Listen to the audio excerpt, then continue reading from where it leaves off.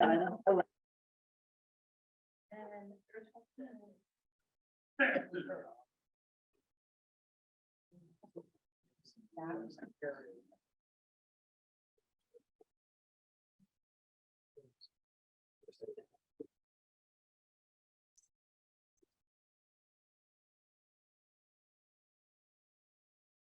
you, Mark?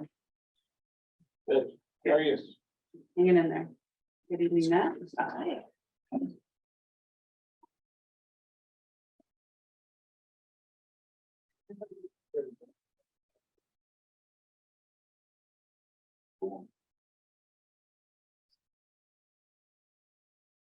We've got a closed session edition too, don't we? We do. Do we? There's a closed session on the agenda already. Yes. Oh, okay. Oh, yeah, good, good. I forgot we got that in. The chief.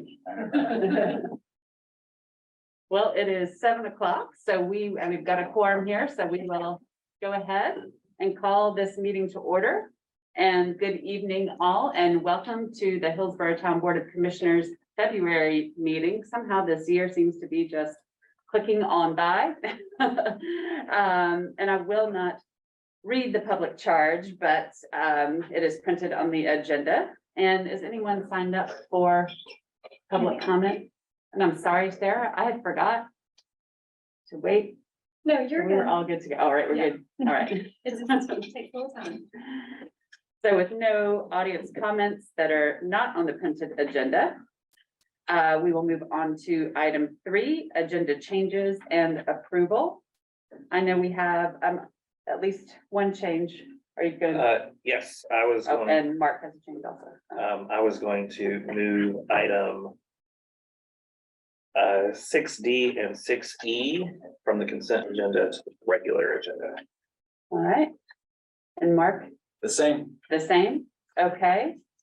And then any other changes from staff? Okay, so items 6D and E from consent, good evening, Rob, will be the new items C and D, 7 under item 7, they'll be C and D.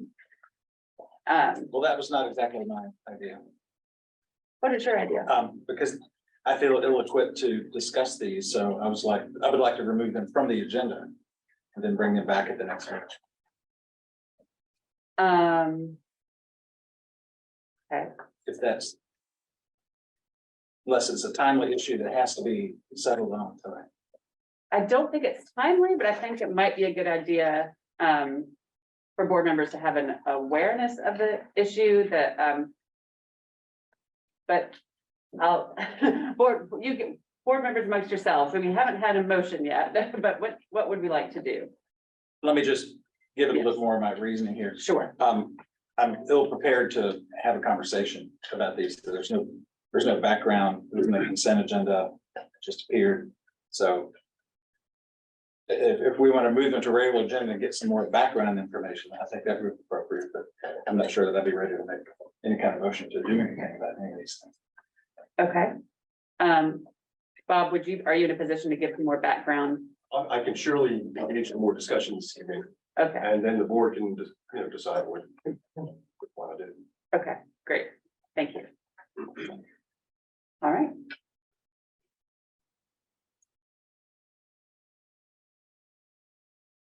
So what's the pleasure of this board?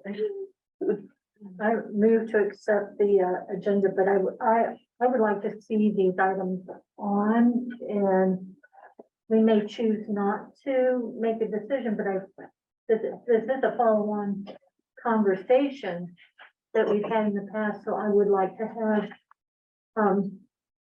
it at minimum the information that our attorney is able to share, to keep it on the agenda. Yeah, I think that is what, I think Mark was nodding his head to that same thing, so I think that was where we. Then I were. move to That'll approve. Then I'll I second. Okay. All right, all in favor? And the amended agenda is approved.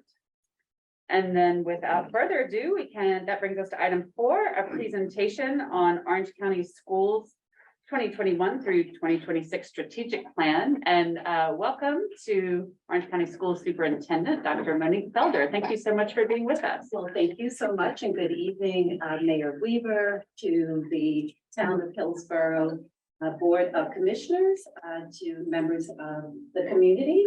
It is my great pleasure to be here tonight to share with all of you Orange County Schools' new strategic plan. And thank you, Sarah, for helping me get started here today. And I would also like to take a moment to introduce Mr. Kevin Smith. You may have seen him around town because he's everywhere. Kevin is the district's new Chief Public Information Officer. So I'm delighted that he could join us tonight. All right, so without further ado, you should have a couple of items in front of you. One would be the actual slides for tonight's presentation. You also have a couple of other documents with you.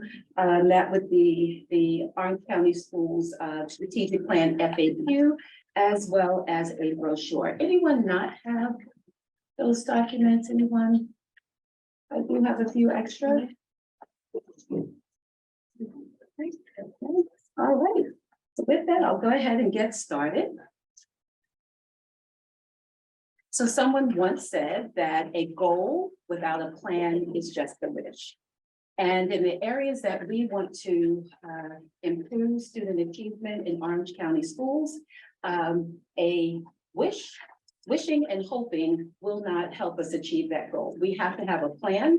That plan must be strategic. That means it is intentional and driven by data. And so that's the plan I'm going to provide an overview of tonight. And so how did we arrive at the plan that we have? And so trust me, I will not read everything that's on this slide, but would like to highlight a few stops along the way. And so beginning with a listening tour that began just before COVID back in 2019. Through that listening tour with community members, with families, with staff. Learned a lot with regards to what are the things that folks love about Orange County schools, as well as where there are areas of challenge. We received over 1,000 comments, and those comments were analyzed and are represented in the strategic plan. From there, in the midst of COVID, we sort of paused the work because we had to, because of COVID. But we also recognize that COVID certainly could not continue to pause the work. It is really impossible, as I said, to improve outcomes for children when you don't have a very intentional, data-driven plan. And so in the midst of COVID, once things got settled, we picked up the work again, and with the support of the North Carolina School Board Association, helping to facilitate the work, we were able to identify a new mission, vision, as well as belief statements and outcome goals for the plan. And so those required board approval, as well as, again, feedback from the community and staff along the way. And so that brings us to where we are today in the plan, and that is we are implementing the plan and monitoring the plan, because it is a plan that not only provides serves as a North Star and roadmap to increasing outcomes for children, but it's a plan that holds us accountable for doing this work.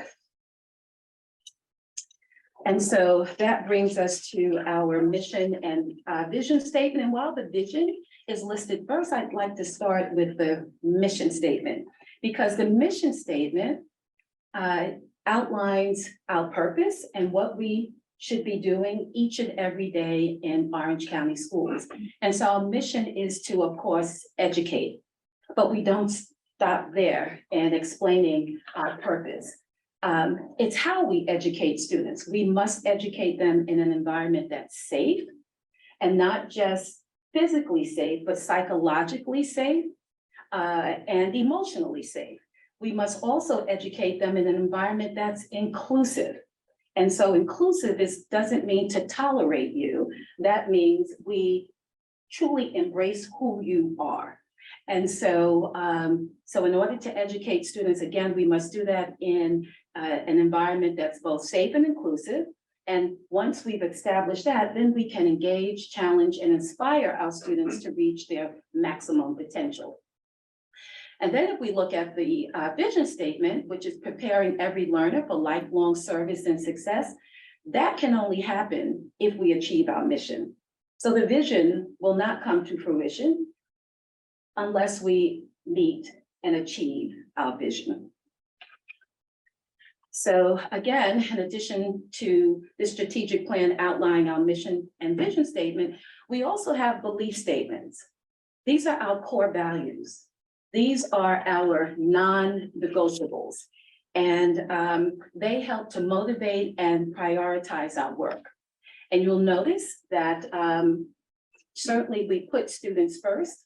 And you may ask yourself, well, if you put students first, why isn't that listed first? And again, it comes back to valuing our children in all the ways that they come to us, in all of their diversity.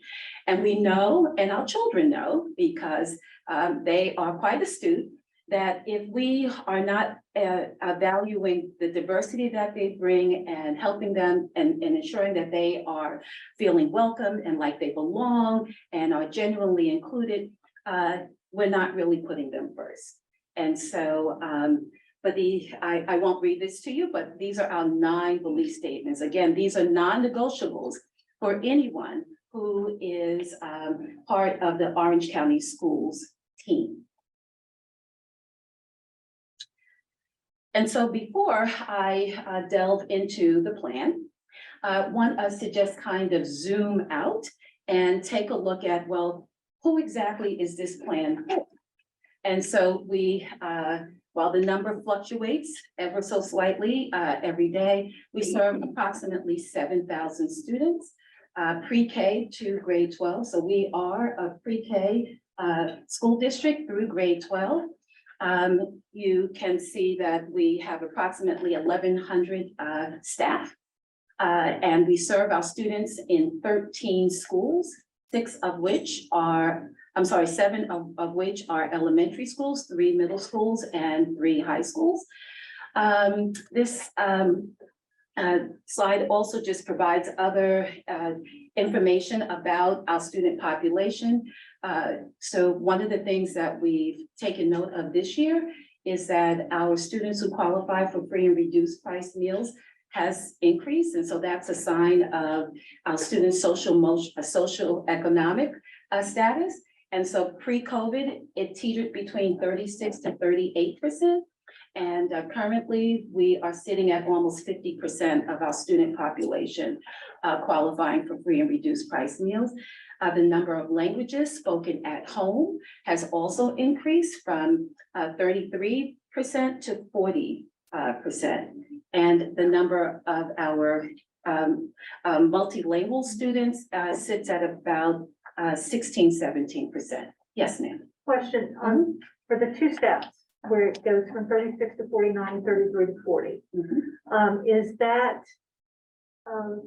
Is that related, or in other words, was that as the total school population increased? So it shows that, or is it because in a lot of school districts, a lot of parents turn to homeschooling, so the population shrank. And so when I see that the 36 to 49 and 33 to 40, I ask, is that because the total number of students are increasing in a numeric fashion, or is it also impacted by percentage-wise because of a change in mix of students in the school impacted by homeschooling? So what I can tell you, Employing the private and charter. thank you for your question. So what I can tell you is that enrollment in Orange County schools has declined or decreased over the years. So that's the trend. And so while the enrollment has declined, the percent of students, again, qualifying for free and reduced price meals, as well as the different languages spoken at home, have increased. Which would make sense if you've got parents pulling their kids out if they're if they are of means and speaking English is primary language. Yes. Mhm. All right. So now we're going to, before again diving deeper into the strategic plan, just want to pause to take a look at the student achievement data. Now, we've got a plethora of data that inform the strategic plan. But for the purpose of tonight's presentation, just want to give you a very high-level overview of student achievement data, as these data did inform the strategic plan. And so the data that you have in your packet and that I'm about to display on the screen shows student achievement data over the past 10 years. And so, so when you look at the trend data and recognizing that there was 1 year, 2019, 2020, when the state did not administer exams due to COVID.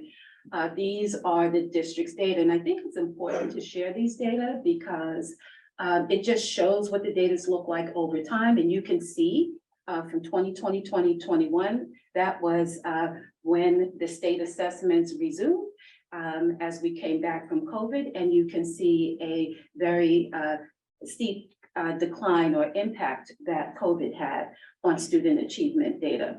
But overall, these data indicate that we have a 3-tiered system and that data has been pretty stagnant for all student groups over the past 10 years.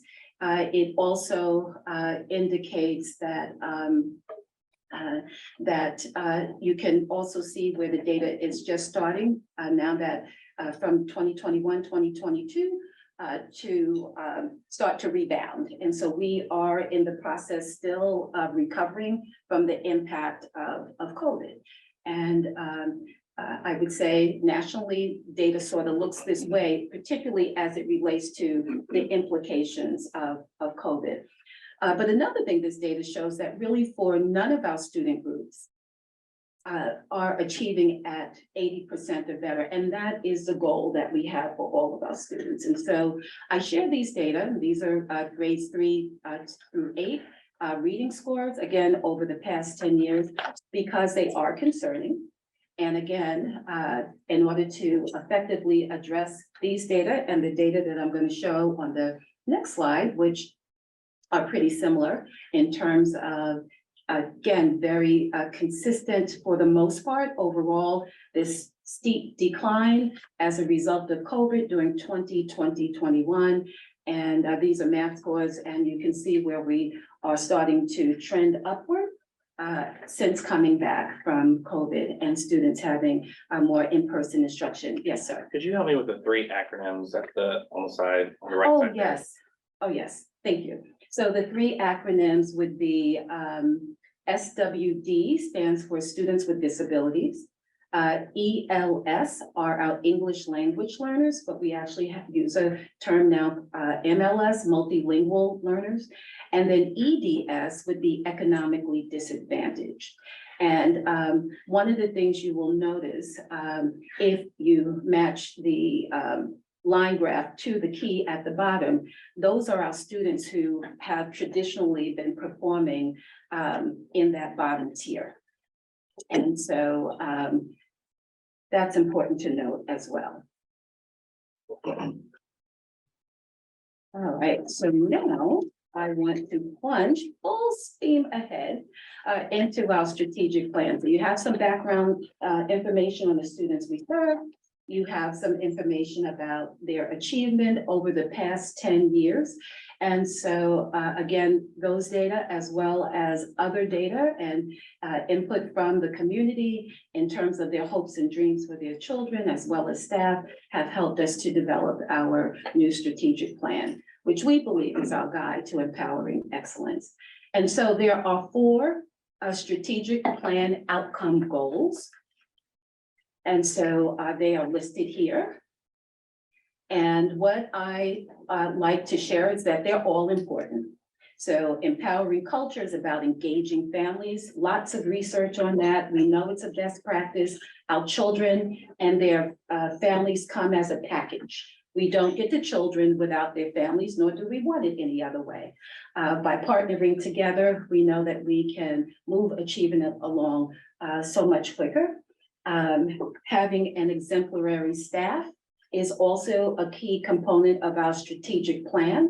Ensuring that we are excellent and efficient in everything that we do so that we can stay focused on the main thing. And if I had a drum, I'd beat the drum right about now and give you a drum roll, because the main thing is teaching tomorrow's leaders. And that's about teaching and learning. So while the other three goals, outcome goal 2, outcome goal 3, and outcome goal 4 are incredibly important. Honestly, those goals do not matter if we don't keep the main thing, and that is about academic achievement and our students' social emotional well-being. So if I could just step back a bit, 33 years in the field of education, and I remember, it seems so long ago, but you know, the focus was all around academics. And we know better now. So when we know better, we must do better. And we know that you cannot separate academics from a student's social emotional well-being. In fact, one would say the social emotional well-being actually edges out academics, because if I'm not feeling safe, again, physically, psychologically, and emotionally, it's pretty hard for me to be in a position to learn. I know as an adult, it's hard for me to just be an adult when I don't feel that I am physically, psychologically, and emotionally safe. So we can imagine what that must be like for our children. So it's not one or the other, it's both. And so our plan addresses what we call the whole child, acknowledging, again, the academic side of the child, but also their social emotional well-being. And so for the purpose of tonight's presentation, as I dig deeper into this presentation, just know that each of these 4 outcome goals have a set of goals. They also have strategies and action steps. And so we've got goals, but what are you going to do about them? What strategies are you going to put in place to help meet those goals? And what are those action steps? And then we also have what's referred to as KPIs, or key performance indicators. And those are the from this to that, from this percentage to that percentage. Those are the indicators that will help us to know if we are making progress towards the goals. And so for the purpose of tonight's presentation, I won't spend a lot of time on the strategies and action steps and key performance indicators, but spend the bulk of the time on speaking about the outcome goals and the goals. So here we go. All right, and before we do that, just one other thing I need to mention, because this is very, very important. So the district has a strategic plan, but we also have policy, board policy 1030. And policy 1030 is about equity in education. And that policy says the district must also have an equity plan. So we have an equity plan and we have a strategic plan. And some may think, oh, that's a lot. Well, not really, because they are linked. They are inextricably linked. And so you will see the strategic plan reflected in the equity plan, and you'll see the equity plan reflected in a strategic plan. So we're really serving both plans at the same time. So it's not a lot of work at all. All right, so now we can dig deeper. And so this is, again, outcome goal 1, teaching tomorrow's leaders. And there are 3 goals related to outcome goal 1. In fact, all 4 outcome goals have 3 goals. So these are the 3 goals, and I emphasize in the first goal, each and every student, because again, this is a plan that is for all children. We would never, ever have a plan that serves some children and not others. This is not a zero-sum game. We don't, again, address some children without addressing others. And that's what I love about this district, and what attracted me to this district is that we do have a focus on equity. But I want to pause and define how we define equity in Orange County schools, because if you Google how it's defined, you'll get in other districts, you'll get many different definitions. And so we define it in this district as ensuring that all children, each and every, have what they need to succeed. So if you need something different, you can be achieving at the highest level, but you need something different, and maybe your different is more. We shouldn't say, well, you're getting A's, what more do you want? Ma'am, I need more. And so our job is to give you more. If you are a student who is not yet achieving where you need to be, our job is to ensure that you have what you need, and you may need both. You may need more support in reading and more enrichment in math. We shouldn't just say you get one and not the other. You may need both. And so that's how we define equity. It's about ensuring that all children, each and every, have what they need to be successful. But these are the three outcome goals for outcome goal 1, which is our main thing, teaching tomorrow's leaders. And each of the goals, I promise I won't read the slides to you. I learned that on the other board that I work with. And that is, but this is just for your information. Each of the outcome goals has, provides the clarity around, so what problem are we trying to solve by this outcome goal? And you can see here that a couple of things I'll just elevate. We want to increase student achievement for each and every student, not some, but all, and decrease achievement or opportunity gaps. And then we also include in this plan, so that's nice that you want to solve this particular problem, but why is that important? So we dug into the research. We, again, as educators, we know our best practices per our profession, but we also wanted to align it with the research. Yes, ma'am. Can you go back to the previous slide? Sure. So do you have, I noticed that at least in our slide, you've got metrics Yes, it's for the coming. third. Yep, you'll see that. For the first two, there's no metrics. Are there metrics involved? Yes, you'll see that in So those some are upcoming defined. slides. Yes. Okay. Uh-huh. And I'm just gonna ask that just for the sake of the presentation, maybe if we have questions, if we could write them down and hold them to the end. Okay. Because we'll have a brief time for Q&A. Okay. That would be okay. That's, All right, thank you. that's fine. Thank you. All right. And so I believe these are the metrics you may be looking for. And so, so as you can see, these are the metrics. And so, again, for each and every student, this lays out the metrics with regards to goal 1, goal 2, and goal 3 as it relates to outcome goal 1. And then realizing per the data that you looked at previously, that some of our students certainly need more and have been consistently performing in that bottom tier.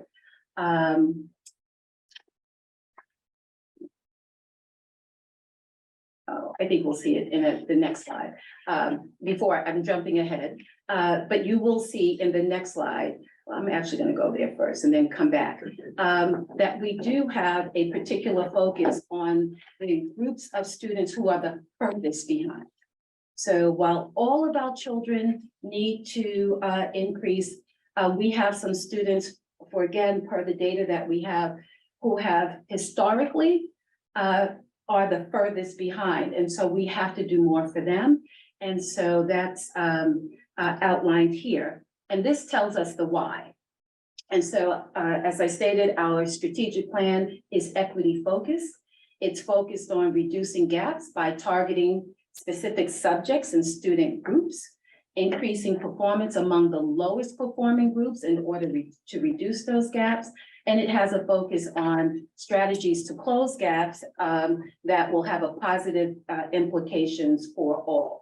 So again, all students will benefit from this plan, but some students, given the data that we just looked at, we know need more. And I love this quote. I'm not sure if it's been attributed to John Kennedy, but some places say anonymous, so I don't know, but I love it nonetheless. And it says a rising tide lifts all boats. And so our plan certainly will increase achievement for all students. And the goal is to close the gaps for those who are the furthest away. And so that's what this plan endeavors to do. Again, teaching tomorrow's leaders.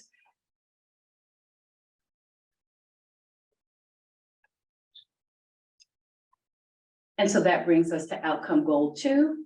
And I will quickly run through these slides.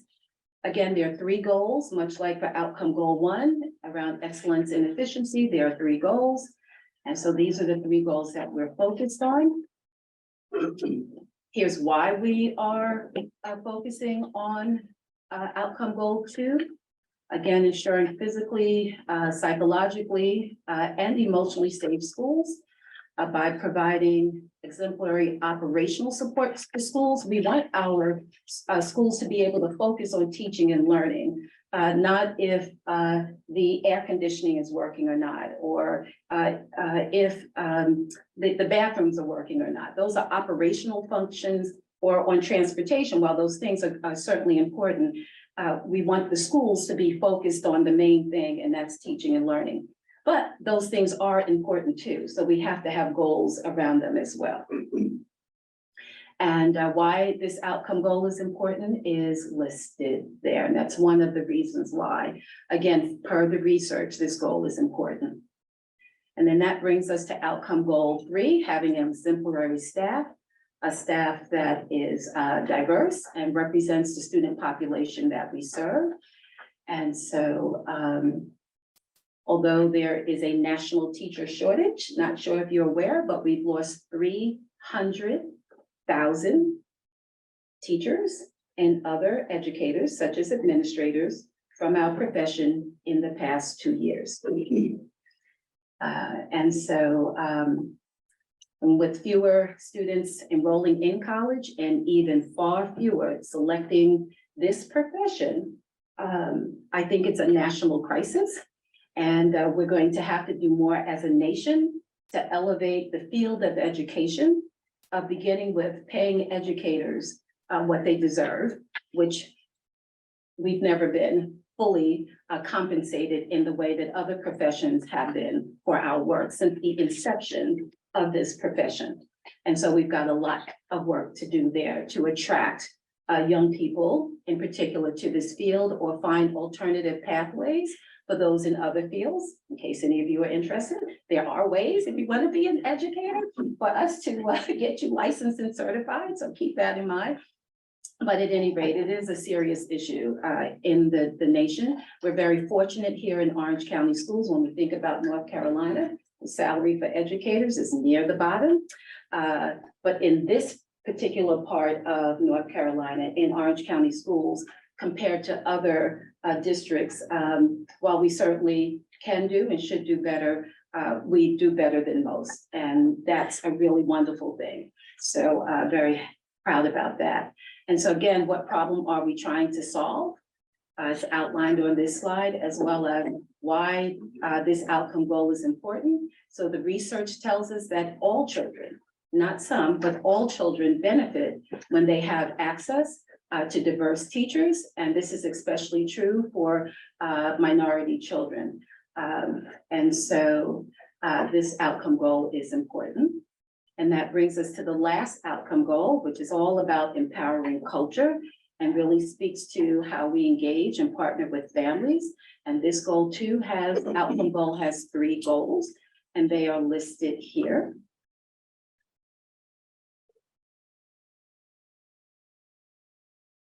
And again, very consistent. So what problem are we trying to solve? And our data tells us that this is especially true around increasing parent and family engagement for our historically marginalized or resilient families. And what the research says that when we engage families around their children's learning, it really does a lot to catapult our students into promoting their success at school and preparing them not only for a career, but for college. So whether you start out in your career like I did, and then go to college, or you do it the other way around, the goal is I have the option to choose, and I should be prepared, whether I choose a career first and then college, or never college, or I choose college and a career, no matter what, or the military, whatever I choose, it's my choice, and I should be prepared for it. And that's what we endeavor to do. We want our children to be able to choose their future, not the future to choose them based on their preparedness or lack thereof. And so how does all this work together? I'm wrapping up. And so how does this all work together? This is actually our theory of action. And so this is worth reading. And so I shall, unless someone wants to read that. How about that? How about that? So would anyone be willing to read the first column? When everything we do, come on, Is rooted in equity to ensure all students receive what they need to succeed and next When one. we stay focused on our strategic plan goals and When we use strong core instruction that includes culturally relevant and responsive teaching and research-based curricula that enables authentic engagement among students and teachers, and when teachers have the data to personalize support for students through tiered intervention and instruction, and when we keep in mind the social and emotional well-being of our students and staff so as to develop the whole person. Then and only then will the impact learning and accelerated growth for every child. You all get an A. Good job. That was so awesome. Yes, and so this is our theory of action, our if-then statement. And so we always close out because we sometimes get questions about, so how can the community be of support? And so there are just a number of ways, particularly if you are a parent. But certainly anyone and everyone is welcome at our schools, and we could certainly use volunteers to read to students, to listen to students read, to support our teachers. You know, if you have been in the school, you know about the beautiful student work that's displayed on the bulletin boards. All of that takes time, and so having additional hands to help with that, even helping in the media center to shelve books. I can't think of anything or any area that we would not welcome volunteers. And so now that we are in a different space in with regards to COVID, our doors are once again open, and we welcome volunteers in our schools. We have, Kevin may be able to speak to this, that would be our family academies. This is actually part of his department. He oversees family engagement. And so we have a regular cadence of family academies on anything and everything that you could possibly imagine that will support our families in supporting their children and working with the schools and to ensure greater student success. So that's a huge focus. And then again, building relationships with teachers and principals, the people who are boots on the ground, front line in our schools each and every day. And I can't say enough about our teachers. We are very blessed and fortunate in Orange County schools to have some of the finest teachers that I have ever worked with. And what the research tells us is that there is no substitute for a great teacher. That teacher can overcome almost anything and everything that may be preventing a student from learning. And so they do matter. And they should be treated very, very well. And again, just stay involved and to continue to speak positively to our children about the importance of going to school, because attendance matters. And so we can have all these great things going on in school, great instruction, great teachers, but if the students aren't there, well, it's hard to make up for that work. And so these are just some ways that the community can be be of support, and then lots of ways to stay in touch. All the social media, thanks to Kevin, makes all of that possible for us. And if I could just also highlight in these this brochure, there's a QR code, and there's a place actually where, as a community, you can monitor our progress, and help hold us accountable. And so please check that out when you get an opportunity. And at this time, I can entertain questions if you have any at this time. So any questions or comments? I have a comment. Yes. This is not a question, but so I participated in Leadership Chapel Hill this past year, and they had a great all-day session on not only Orange County Schools, but Chapel Scarborough Oh, great. and the community college system. And they did a really good job conveying through data and insight into what the challenges are in schools and where you're poised for success. So I just want to let you know that Oh, thank you for took a sharing that. really day-long deep dive into that information. Excellent. It was really good. Perfect. Thank you for sharing that. Wasn't aware of that. Great, thank you. Yes, ma'am. My mother taught first and second grades, basically first at Cameron Park and in Hillsborough, when it was at Hillsborough, and at ACOT for until she was 65. Oh, my gosh. So, Wow. you know, I studied. You couldn't escape. Oh, once for her service. That's wonderful. But she painted this big mural that was in Cameron Park. I think you took it down somebody took it down several years ago, but she painted it years ago and it stayed up. It was a house, it was the little woman, the mother with all the children in the shoe. In the shoe, yes. Is that Mother? Mother Hubbard? Goose or Hubbard? Oh, Mother Hubbard. I think it's Mother Hubbard.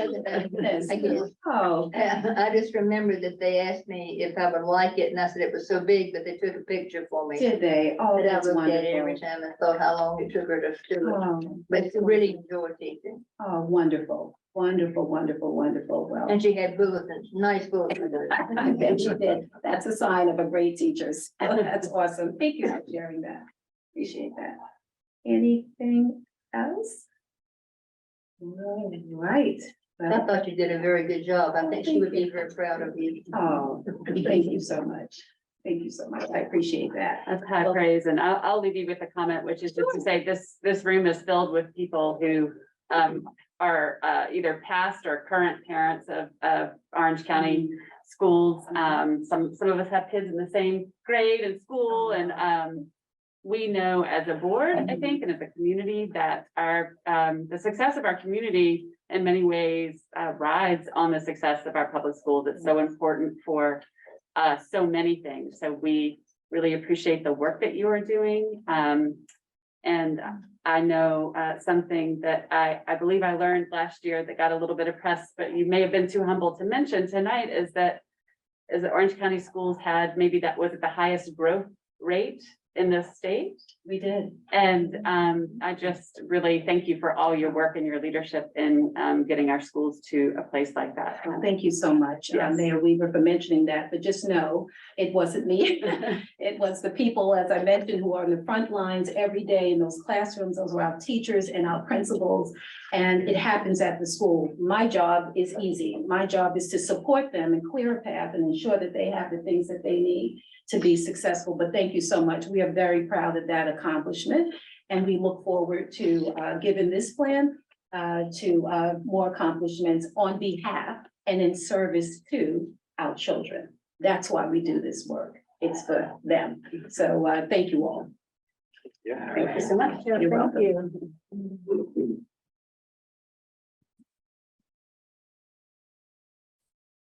All right, thank you so much for being with us and bringing us that presentation, Dr. Felder. You're so welcome. Next up, we have two appointments. We have Paul Weinberg and David Weinberg, both being appointed to the Parks and Recreation Board for terms ending February 2026. What's the pleasure of this board? Move to approve. Second, All right, we got a motion and a second. Any discussion? All in favor? Those appointments are approved. Next up, we have our consent agenda. What is the pleasure of this board? move to approve as amended. Second. We've got a motion and a second. All in favor? The consent agenda is approved. Moving on to our regular agenda. We have, our first item is an update on the project to close out Corbinton Commons. Things that should be easy, yet are hard. And really, this is just here for the board's information. There's some of the residents here tonight that serve on the board, and as they're aware, and they remind us regularly, closing out this project has been a challenge. And staff has started down the path of trying to be a little bit more aggressive about that by calling the bonds that we have and so forth to try and compel and gather the attention of the developer. And, that hasn't been terribly successful just yet, so we want to take the next step and really aggressively call those bonds. And so that the board is aware that those are kind of where we're headed with our steps. We wanted you to just kind of see what sort of issues are still remaining out there, and that our intent is to take the next step and allow the attorneys to pick up the ball and carry it and see if we can make some headway. Well, I just want to let you know, we did get an email from Sam Coleman this afternoon suggesting that we might have a meeting. Wonderful. And our response was, board was going to be talking about it a little bit tonight. I'll get up with him after the board meeting and talk to him about meeting with him. Marty, just for the sake of educating the public, can you say a few words about, I assume these are performance bonds, Yes. and you just speak to how developers take those out and what leverage we're talking about. Right, so when a project is being built, it is not uncommon for a developer to not finish things before they want to start building houses. So for example, the most common example is that they will put down the first layer of asphalt on a road, but they won't put down the final layer because they're gonna have construction traffic in and out. And that final layer is the one that is nice to drive on. And so we want to wait that until closer to the end. And so we readily accept that. We require an engineer's estimate for anything that they don't do. So that final lift of asphalt is called, so sometimes putting in the street trees. Sometimes building the sidewalks come after the house is built, because that way it's also not being damaged while the house is being built. There's any number of things that folks might ask for. We take that engineer's estimate and say, okay, because we know that things cost more if you build them later, 125% of that value, we ask you to put aside in a performance bond. Which means you pay a bank and you put the money aside. You don't actually take that dollar figure and put it in a savings account, but there's a method for that I don't understand. And then we are listed as the beneficiary, and the developer either finishes the work or the town goes through this process to call the bond to access that money to repair those things that are listed in the bond. So we can't take that money to do something else with just because we want to. There's usually a fairly discrete list that was used to generate that cost estimate, and it's those things that if they're not complete, the town could then access that money and undertake the work to finish so that the project ends up being finished. We don't do this very often, almost never. And who pays? Does it end up costing the developer in the end when these bonds are closed? I'm gonna defer that to the attorney, because that's the part I don't understand how. The performance bond is kind of like an insurance policy. So a developer will pay a premium, some percentage of the amount that's being guaranteed to buy the bond. And like so many other insurance policies, or so much other insurance, you're experience rated. So if I'm developer A and my bond gets called, the next time I go to buy a bond, I have to pay more because my experience rating is not good. So most developers try to avoid getting the bonding company involved. So most developers will be responsive when the town says, for example, we've got punch list items, or you haven't done the final lift on the streets yet. They don't want the insurance company, the bonding company, to have to get involved with that. And to tell you the truth, bonding companies are like any other insurance company. They don't want to pay out if they don't have to. So if we make a claim on the bond, they'll try to find a reason why they don't have to honor their commitment.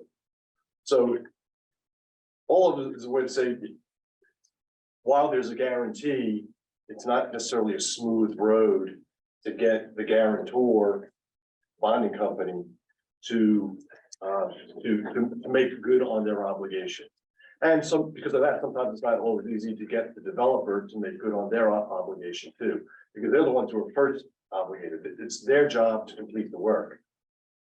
The bonding company is just their kind of a backup. But this is maybe the second time in the last 20-something years that we've actually written to the bonding company and say, you know, we have a problem here. which prompts the bonding company to call their obligor, say EYC in this case, which may be the reason why we had a phone call or email from Dan Coleman today. Could be coincidence. I suspect not, but, so that's kind of how it works in a kind of a nutshell. Very good, thank you. Okay, what happens if you can't still can't get it? Excuse me? What happens if they still will not do it? Well, ultimately, if neither the obligor, say EYC or the bonding company refuse to honor their commitment, we eventually have to go into court. So it would be a cool thing.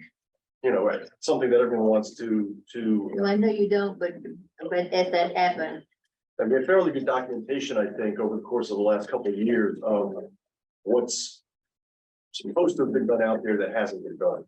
I'm not aware that we've gotten into court. We have had to get a payout from a bonding Right. agency before when it was a contractor we had hired. Building a park that didn't go so well. We cleared that up and we got the money and we resolved it, but Just, there are some bonds, we have had some occasions recently where developers have paid us cash money, $150,000, which we put in escrow as security for completion of the project. And when they have their, two things with that, when we have their money, I'd much rather have their money than have a bond. Because the money's in our account, we can use it if we need to. Secondly, developers, if it's their money sitting in the bank account, they're more motivated to get the work done because they want their money back. So, when we can, and when a developer is in a position to, we almost prefer to take cash. I go cash, letter of credit, bond as my order of priority or preference with respect to performance security. So related to Evelyn's question, with all of this, are there costs that we are going to incur? And if so, will that be put on the developer? Yeah, there will be costs to pursue it, but those costs are available and awardable as part of what we can recover if push comes to shove on it. Okay. I just want to make sure that if we do have to, that they do pay for those costs. Well, I know we all want this to get resolved quickly, and just because some of the folks from the neighborhood are here, do you all have, you feel like your questions are getting answered? I'm sorry this process has been so frustrating, but are you all getting what you need? Yes, ma'am, if I might. Yeah, come on up. Good evening. Good evening. I'm Richard Carmody, and I am president of the HOA. I'm also a lawyer, but I'm not admitted in North Carolina. I have practiced for 47 years in Alabama and represented bonding companies who have been called on to honor bonds. So they must the wrong one. Not this bonding company. There is a chance that the bonding company either has collateral or has personal guarantees, so they're not just hanging out there. As far as Mr. Coleman's 11th or 12, almost 12th hour email, I could clean this up and say that performance talks and malarkey walks, right? We've been getting stonewalled by the developer for the last 2 years. We're in our third year now of having a board, managing our HOA, but getting very little cooperation, if any. They finally put a final layer down, but they didn't bother to do all the corrective work on the sidewalks before they did it. And they haven't turned in the data that needs to be done to approve the streets. We don't know whether we're gonna have to core the streets to get the data to approve that. The retention pond still needs, there's the litany that you've seen in the write-up there. I know that that Hillsborough hasn't had to work with too many recalcitrant developers and have somebody who is very familiar with the Hillsborough town involved in the development and then have this go on is kind of disappointing. And so I hope that you convey that to Mr. Coleman so that he can convey it within the family. We're also dealing with the fact that the money source is a New York developer and they have a way of you know, being strong-armed people. And so if you give them enough leash, they're gonna continue to delay us. And we'd like to get it ended. Thank you. Thank you. Thank you so much. Any other questions? No, I hate that this is gone on. It's insanity. So this punch list has been pretty extensive, and is $300,000 enough to do all the things that need to be done? We really won't know until we get there. Can we hold them accountable for, if it goes over 300,000? I think that's a matter that's gonna wind up being between the developer and the bonding company. Okay, I mean, because we're entitled to have the work done. Kind of like regardless of what it costs. excellent. But then you get into the give and take of who's gonna wind up paying for it. Ultimately, if it's anything more than the bonding company is obligated for, then the developer theoretically is gonna have to come up with the extra dollars. Good.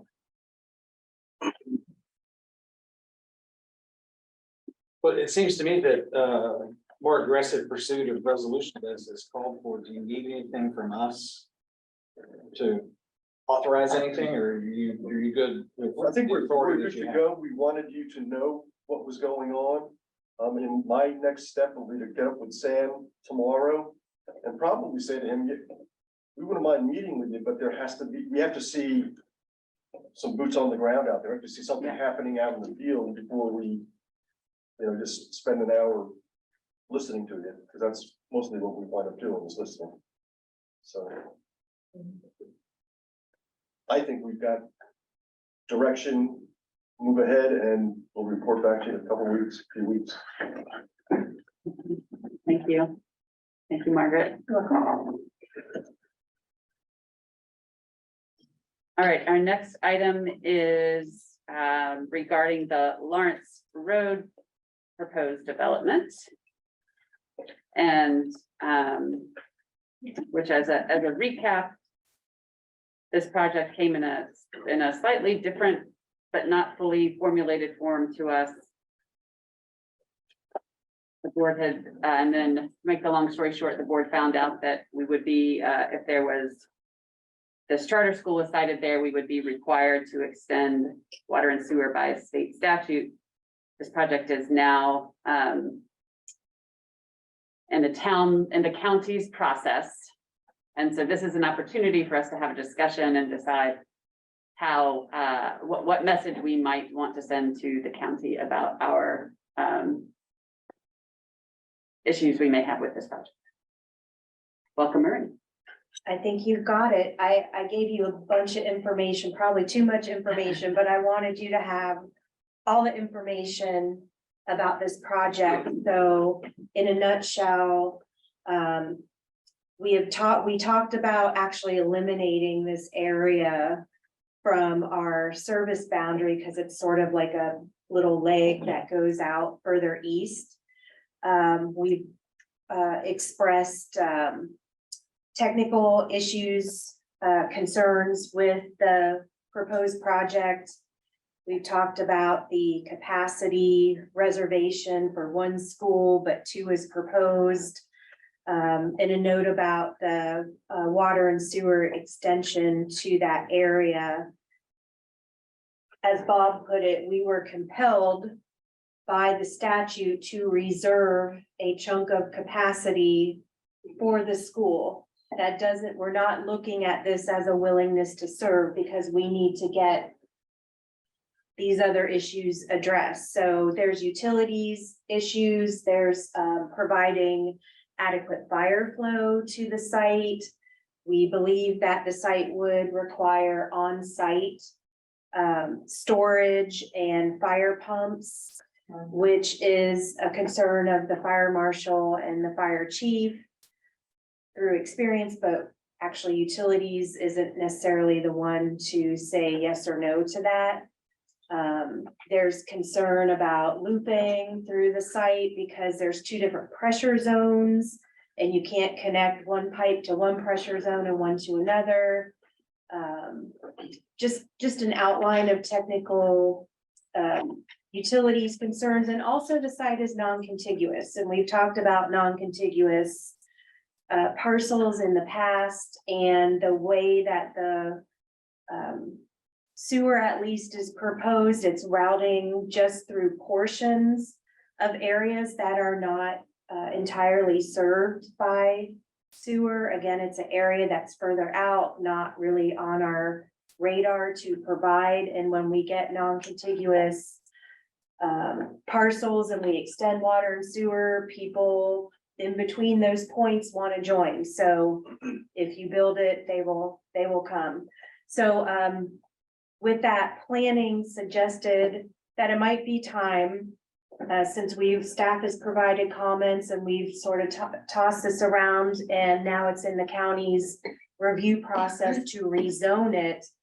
It might be time to come to you all, receive your feedback, and determine whether you're for or against. Do you want to provide a formal comment for this process with the county? Thank you, Marie. And I just want to be sure everybody gets a chance to speak. So Kathleen, if you will go first, but maybe not, I just want to be sure we have plenty of time for everybody. I can be pretty Great, quick. Well, thank you. I'm already on the record to know I'm voting fair against this project. In addition to those points, it also completely undermines our clean energy resolution and our smart growth planning, infill concentration and not sprawl. I will say, all of the other traffic issues, the long-term sprawl issue, I mean, it's just a disaster. Question I have for you, because this is a zoning and it's a legislative thing, do you need one of us or staff? Is this where we submit in writing to the BOCC, or is this where we have to go and submit our comments in person? I would think either would be appropriate. I'm not really familiar with the process, and Shannon I think is off today. I don't know if you know, Matt, what the process is, or. I would just say, think about how you feel when you're looking at a rezoning request and whether the comments you receive are provided in person or in writing. If you all go to the Board of County Commissioners public hearing, that is elected official to elected official sharing an opinion and sharing a position. That seems a lot stronger than a written letter or even authorizing staff to go. So that gives you a kind of a continuum of, yes, there's the words you say, but then there's what you put behind them as well. So, I mean, it's completely your choice. It does not have to be in-person testimony because it is not a quasi judicial process. When is this? It hasn't been scheduled yet. It's probably Okay. April. Okay, I think they may be having a neighborhood They're having a- informational meeting they're having- on Wednesday. Yeah, they're having a neighborhood because the comments have started to come in from the public to us, even though it's not our process. But my understanding is that the application is not yet complete with Orange County. So they have not scheduled it for any kind of review. So we would just need to kind of stay in touch and see whether anything changes in the application between now and then, but yeah, think about what you think of somebody standing here or sending a letter. Thank you. Thank you, Kathleen. Good questions. Let's just keep going around the circle, Matt. Yeah, I think 3 relatively quick questions. You mentioned the fire marshal is a little iffy on that. Will that be provided to the Board of Commissioners since it's the county fire marshal? I think when they get full construction drawings, Mhm. she will be able to make a comment about that. And then, let's say the commissioners do their rezoning and we have all these concerns. Who ultimately would pay to do whatever infrastructure upgrades are needed? Is that The Developer. developer is responsible for providing all extensions and upgrades to support their project. okay? And then, just because I noticed it in the packet or in the abstract, and it reminded me that we hadn't heard about RTLP recently. How is that going in terms of the reservation request with the county? Because I would love to come off that reservation, allocation reservation, if it looks like that project will just, I don't The- think the project is going away. We have submitted another revision of the water and sewer extension contract with the terms that we are willing to accept, and I actually had it on your agenda for for this one, and I pulled it because they didn't comment back. It's been like a slow drip, drip, drip, drip, drip. no pun intended. Yeah, exactly. But at their request, it's not on their agenda tonight. We had sent them our draft. We said, this is a draft that we are comfortable presenting to our board with a recommendation. And when I hadn't heard from them for 2 weeks, I got up with them again last week and said, the agenda's on the 13th. And they said, please pull it from the agenda. So that's the last I heard. Just to the point of the commitment was a reservation between us and the county. That agreement expired on December 31st. Right. 'cause So we extended no it. longer have a formal commitment to serve that area. Okay. But we are negotiating with for a water and sewer extension contract with the person who actually wants to do the work. So, but during this period, until that contract is signed, there is no reservation. I knew we had extended it for X number of days, and at this point, I definitely knew it was expired. Yeah. We had extended it through December 31st, 2022. There was one 3-month extension. Yep. And I think both the county and the town decided not to do a second extension. We knew we were in conversations with the developer. So. Thank you. Anything else, Matt? Okay, Rob?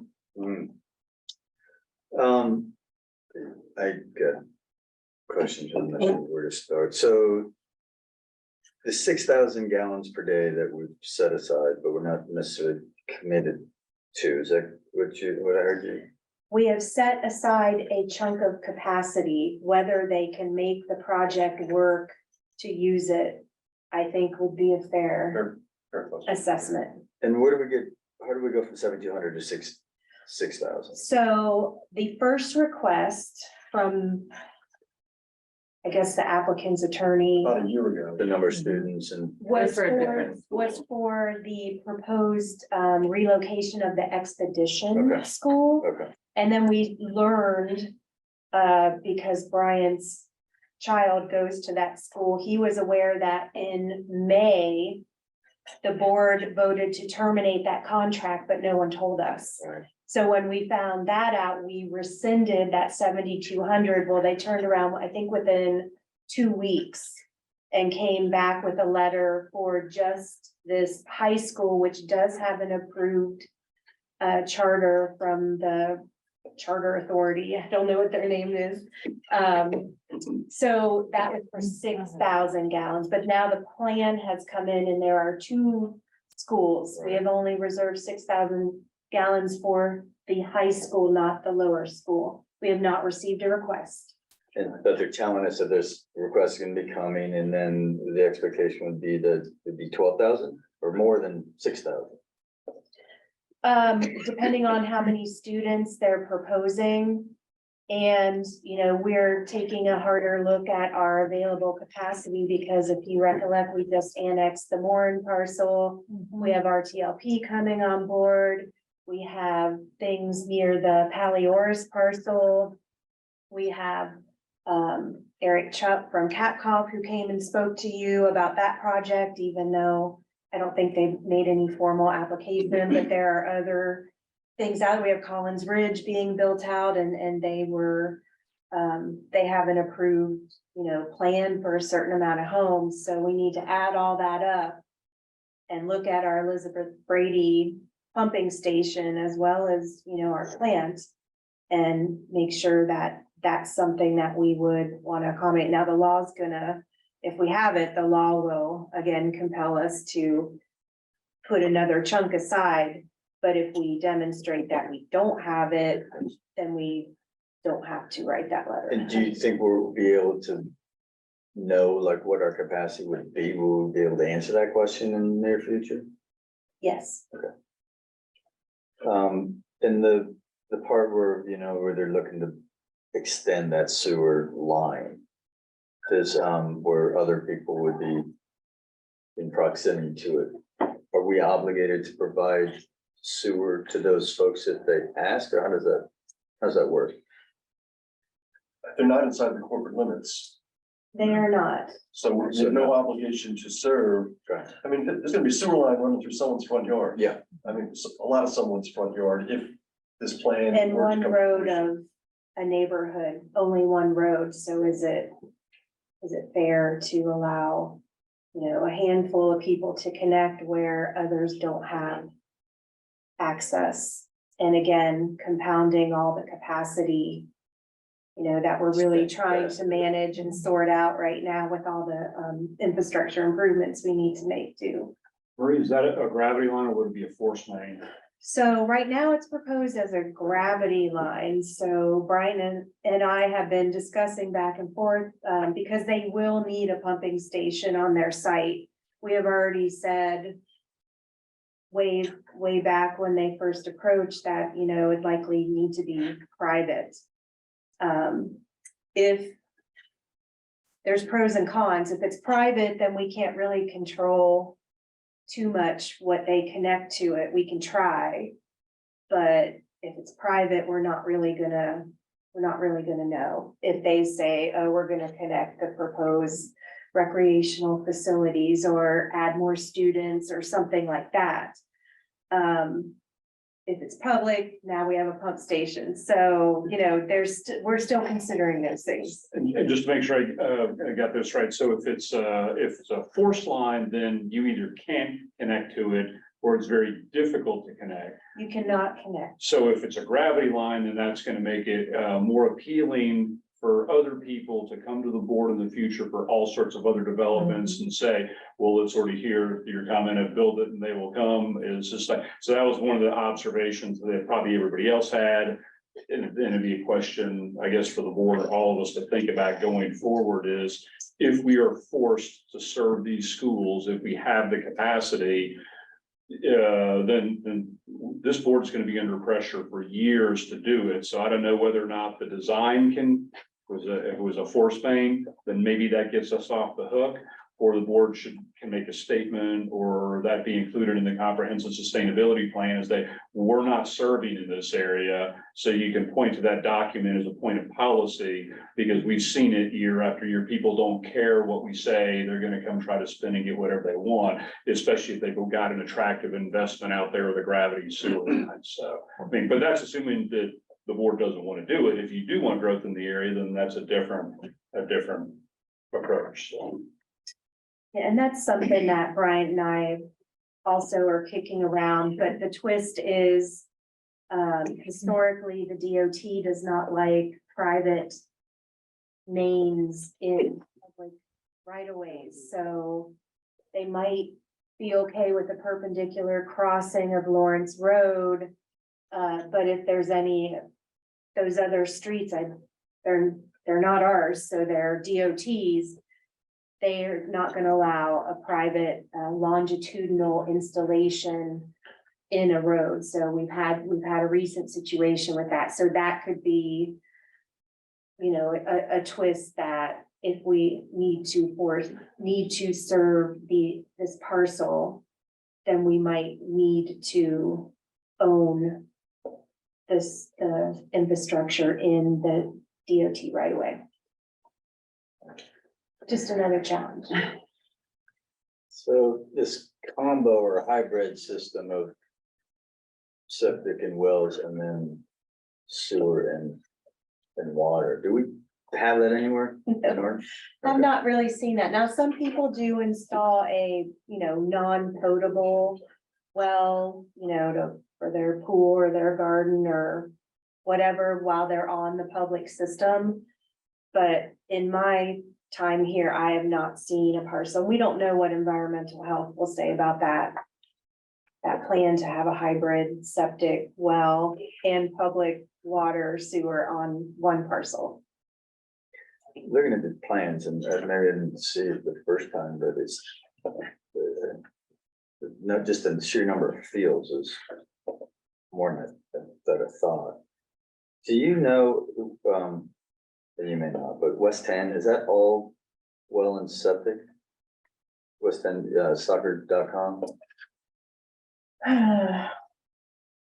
Well, we have water out to the corner of 10 and Lawrence, but beyond that. He's asking about the one that. I'm sorry, yeah, I'm talking. Oh, sorry. Yeah, the counties. Oh, I don't know. I don't know. Does anyone Does know? anyone know? I mean, I don't think there's a water It wouldn't be ours. provider, yeah. It wouldn't be ours, it'd be Nevin. Right. If I remember, that was part of the EDD agreement that Mebane would be providing water sewer with the expectation it would eventually annex. That was when the EDD were set up and that particular EDD was set up. I had something else, but I can't think of it, so. We can come back. Yep. All right, Evelyn. The thing that bothers me is if you have a charter school, you don't get any taxes from it. You do get, I guess you would get the water bill. But the thing about the fire thing, if you have to have a tank, you'd have to have a big tanker there available. The fire department does not have the money to buy a big water tanker. They've got one, and then we can get mutual aid, but I don't see that they're continuing to having to buy other trucks, because at the end of 20 years, you have to replace the truck.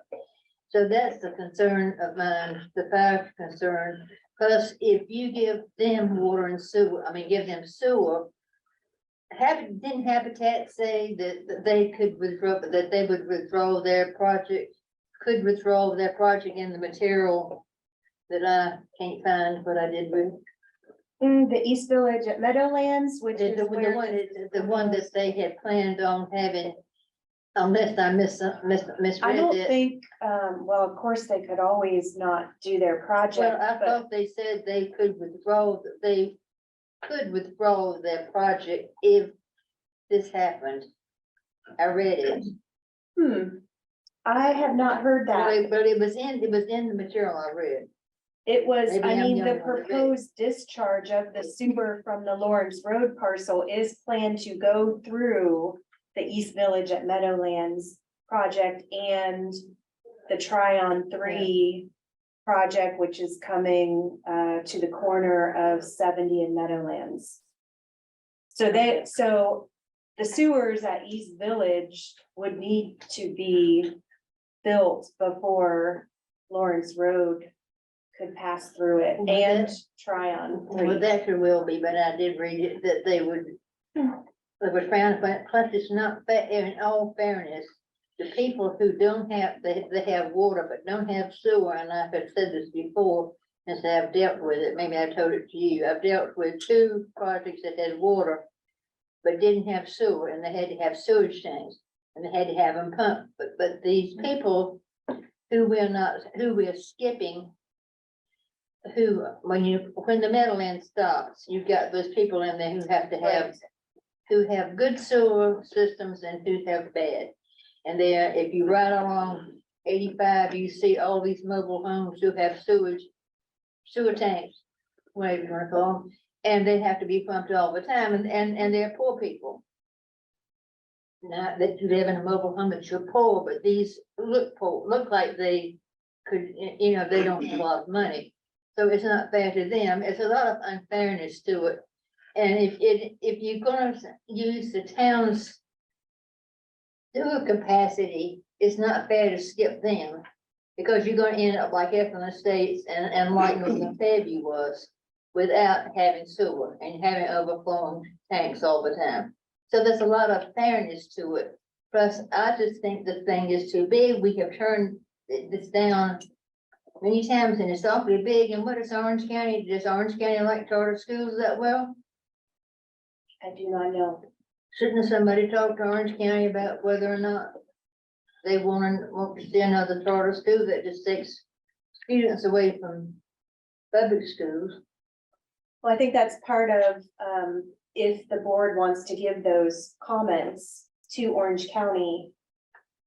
They're going through the process right now, so it will go to their board, and I guess their board can decide whether they want more charter schools or not.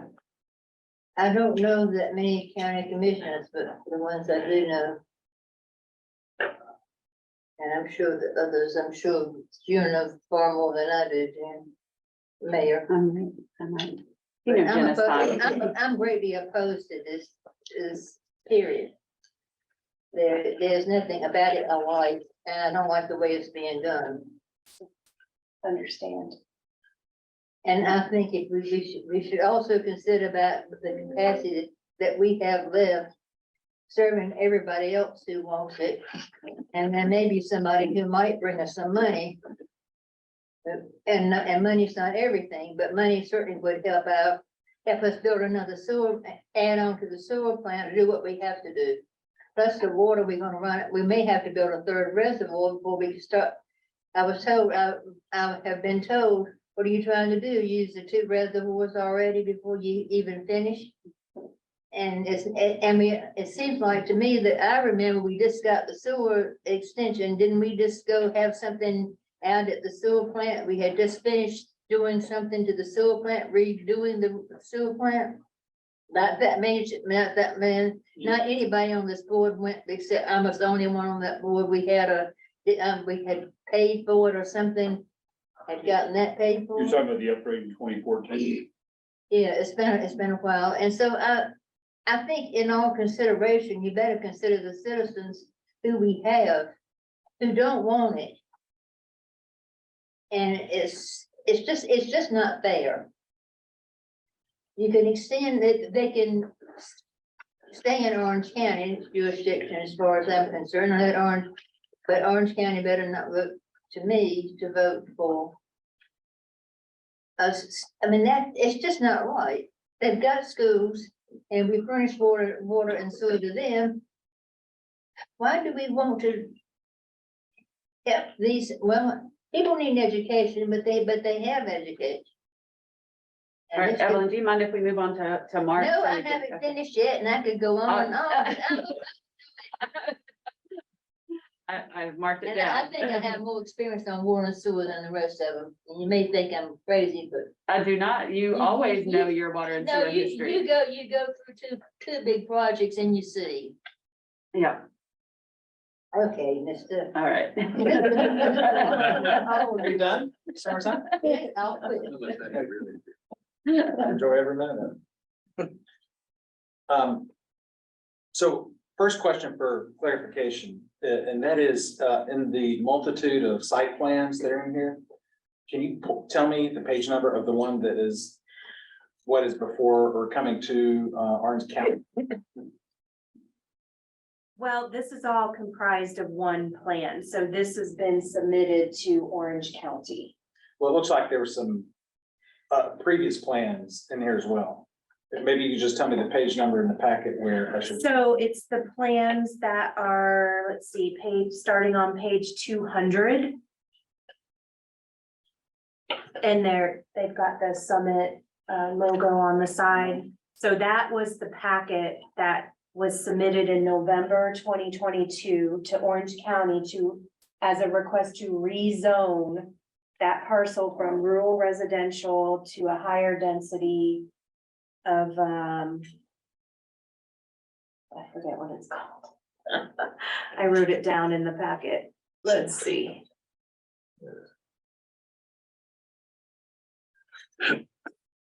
Master Plan Development Conditional District.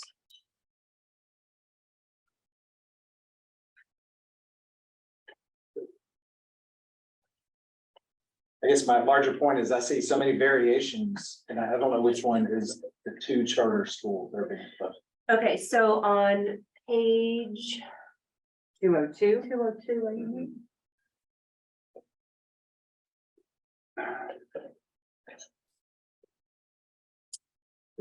page 202 is their site plan. So the whole packet comprises of the plans, but each sheet shows different things, but 202 is the one that shows I see the two charter the schools, layout. but I also see a tennis club and some Exactly. baseball fields. So they are proposing to serve the recreational facilities through a well and septic system, although we did not see a well proposed on the utility plan, but this is just a site plan, so it's not gonna be very Okay, detailed gotcha, okay. in the gotcha. water and sewer. So we're at the very beginning of this process with Orange County. And this is where your comments for, against, or concerns would be helpful.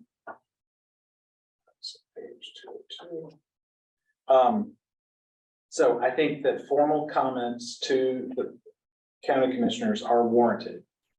And I agree with everything that has been said and the multitude of concerns about this project. And so my question would be what the right method would be, even if we do go, anybody wants to go speak in person, I still think we need to go on the written record where we have a lot more flexibility in what we articulate. So my question is going to be, how would you like to gather all these comments, deduplicate them, and then present them? So whatever process we follow, I think we would appreciate the opportunity for all of us to see a draft of this Absolutely. before it does get submitted. I really think we do have to go on the record and articulate our history with this project and how, and not in keeping it is with practically all of our principles around growth and preserving our water sewer capacity and all the technical challenges, et cetera, et cetera, et cetera. So that's all I have to say. I will be watching this video in the next few days, and I will gather all your comments and take an initial stab at something. I would like to add to that. I mean, there's so many things that I'm going to give you an additional email with bullet That points would- of That concerns. would be so helpful. Thank you. I would like, can we do that as a group, I mean, each of us? I don't see why not. I see, Bob nodding his head. I think that, that sounds like a good idea, that if we have additional thoughts, I mean, there's so much in this packet and there's a lot of concerns that, I think probably what makes the most sense is it's gonna be some combination of what's already been articulated for us with the expertise of our staff. And then maybe we would have things to add to it. So, and it would be great for us to, see a draft and come to agreement. And then, so Bob, you jump in, and then I saw that Matt had his hand up, and then I know Kathleen had her hand up. So we'll go Bob, Matt, Kathleen. I just wanted to report that I spoke with Cy Stover, the planning Uh-huh. director, sometime mentally last week. I was talking to him about something different, and he brought this up. And it was in the context of, they presented, of course, our letter, the capacity reservation letter. And Cy was interpreting that as a willingness to serve letter. And I said, no, I mean, the only reason they have this letter from us is because the law says that under these circumstances, we have to provide this letter. I said, this is a reservation of a capacity letter for what was presented to us, not for what's been presented to the county at this point, which is a different plan. And I said, in any event, the way I understand it right now is that if the town of Hillsborough had its druthers, we would not be reserving any capacity. We have not indicated, and we will not indicate in the immediate future, any willingness to serve. We're just doing what the law said we had to do. So and it was at that point that he reminded me that the public information meeting is coming Wednesday, and, you know, having some kind of response from the town would be good. All right, Matt. So there's one thing that I noticed in the abstract, which I don't think is fully correct, and it mentions the fee and simple of the local school district. And there's a separate statute that says that a charter school has the same authority as a school board. So I wanted to clarify that since it was in our packet. It was part of a budget bill they passed a couple of years ago. That is the reason why we have to go through this exercise. But I think that without getting into the public policy considerations of a charter school and not, was it good community or not, and to some extent, even the principles of what we would like to see and not having sprawl, because quite frankly, Pathways Elementary was also extended by the town, and that was probably not exactly it. Similarly, that's why we're talking about a pickleball court out there, right? To some extent, but we had to because the law said we had to. I think keeping it very simple and narrow, that here's our technical concerns about being able to serve this site. And frankly, also the complaints we'll probably get inundated with, depending on what type of, if it's force main or gravity line, from people in that community who've already said before, when we considered the Habitat for Humanity development, like, hey, my septic system sucks, can I go tap in? I think those are some very real, I think, concerns that really keep it honed in. And I think the commissioners would be interested to know if this impacts some of their other economic development interests, like RTLP, if it, even though we won't have that agreement with the county, I think they labored pretty hard to try and get it ready for future development, that they would have a vested interest. So I think, definitely keeping it on how technically hard it would be to serve this site, and the impact on other economic development opportunities. And then just frankly, having lived in the neighborhood we're talking about and having known a lot of people who had issues with septic, I would come to someone's meeting with a pitchfork if I could not tie into it, especially a lot of folks who live in that community are at more modest means. And so, I'd have concerns about that for sure. I would say it's that I think it's important to reference our clean energy, our sustainability, connectivity.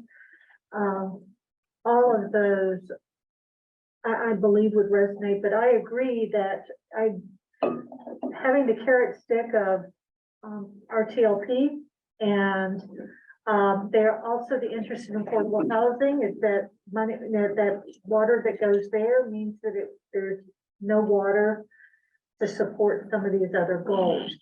But I think we need to be very clear that this will impact our ability to fulfill the vision we have of our town, that we have spent,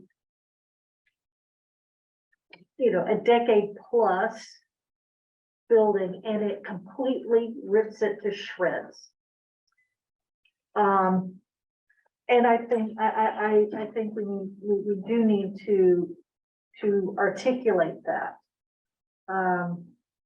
In terms of going to council, you better believe that, I've had some conversations, there will be more conversations.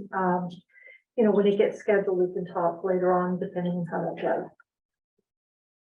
All right, Mark, and then Matt, and then I have a few closing comments too before we. So I just want to thank you both for your comments about the best way to frame all these comments. There's like a bucket of concerns.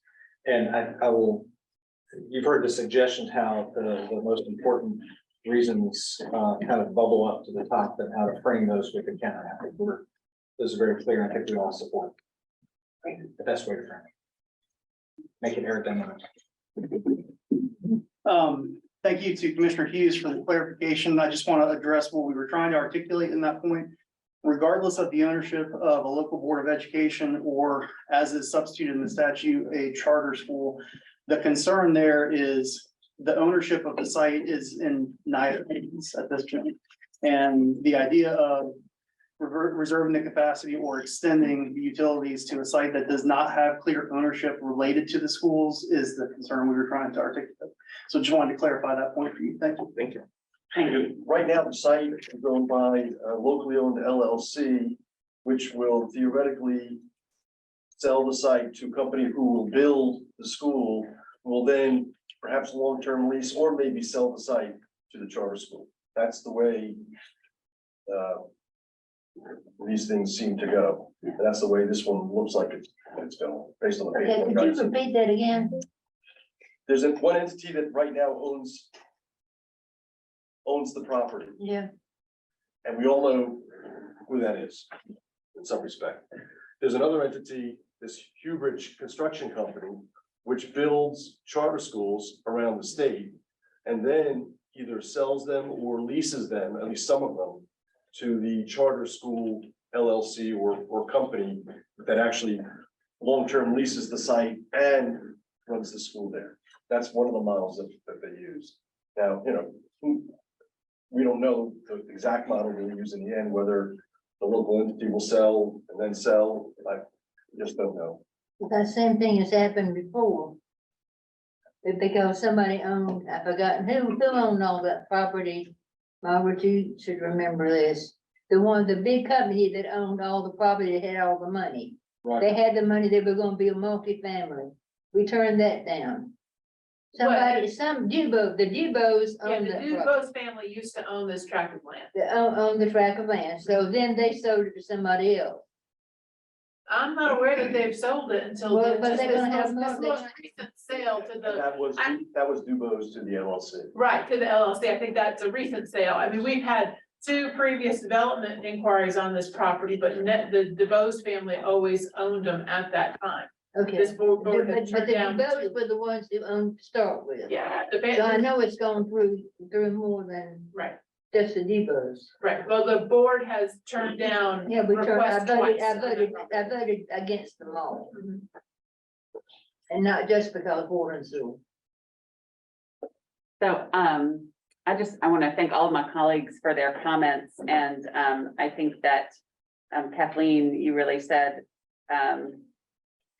the land use issues that you brought up in your first comments, I feel like that is the umbrella that holds all of this, is that this really potentially undermines, our, best practices in land use planning that have gone on for many years, and I think it's probably important to say that we have turned down previous developments. And then I think the specificity that Matt and others have alluded to is what's underneath that. And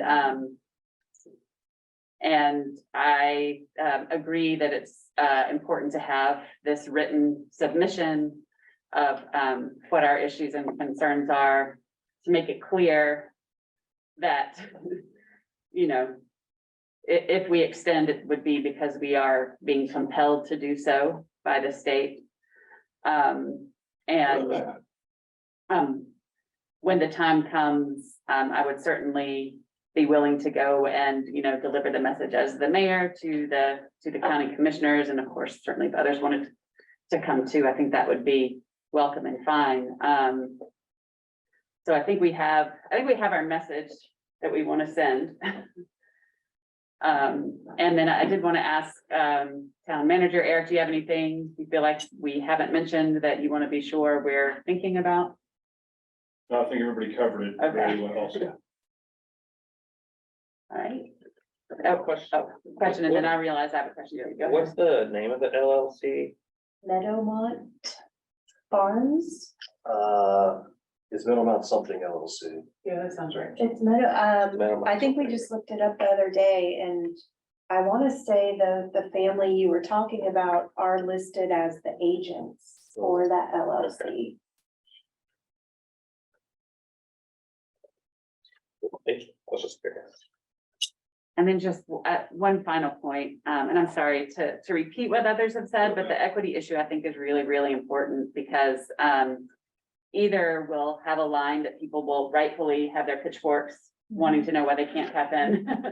Or if we say something, you know, and Eric, I know you're trying to problem solve because that's what you do, but if we have some line in our comprehensive sustainability plan saying we will not serve this area, then that just feels really, that's not gonna feel great to say, you know, that we are bypassing this area to, you know, serve this other satellite area. So I think that we're not in a good position either way, and it's really frustrating. I think you're hearing that we're all really frustrated.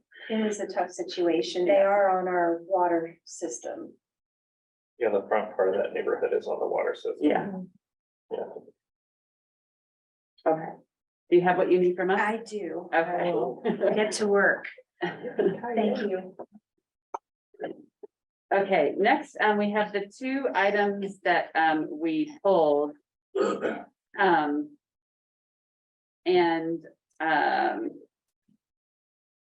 I'm trying to tap into them on the links. So I'm going to suggest that we actually start with item E, because I think the issue is that if we follow, if the board does not, some of us have some concern about item E, removing the employment reference from the ordinance. And if there's an unwillingness to make that change, then that's going to make item D moot for the moment. So why don't we start with that? Yes, Sarah. There's a issue with the live streaming. Do you want me to, before you get started, to try to get it going again? Sure. Thank you, Sarah.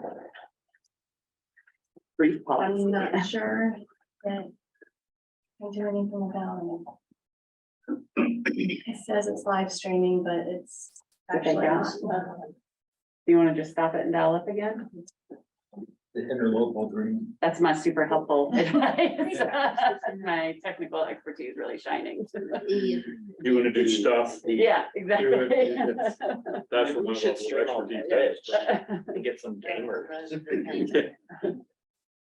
But I don't watch Twitch. I've only heard. But that's what all the kids are doing these days.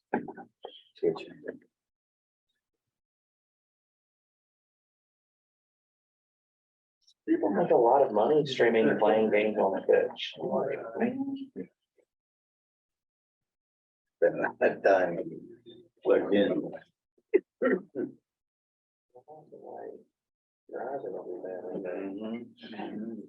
All right, are we good? Thank you so much, Sarah. So if you were watching us and had a glitch, we are back.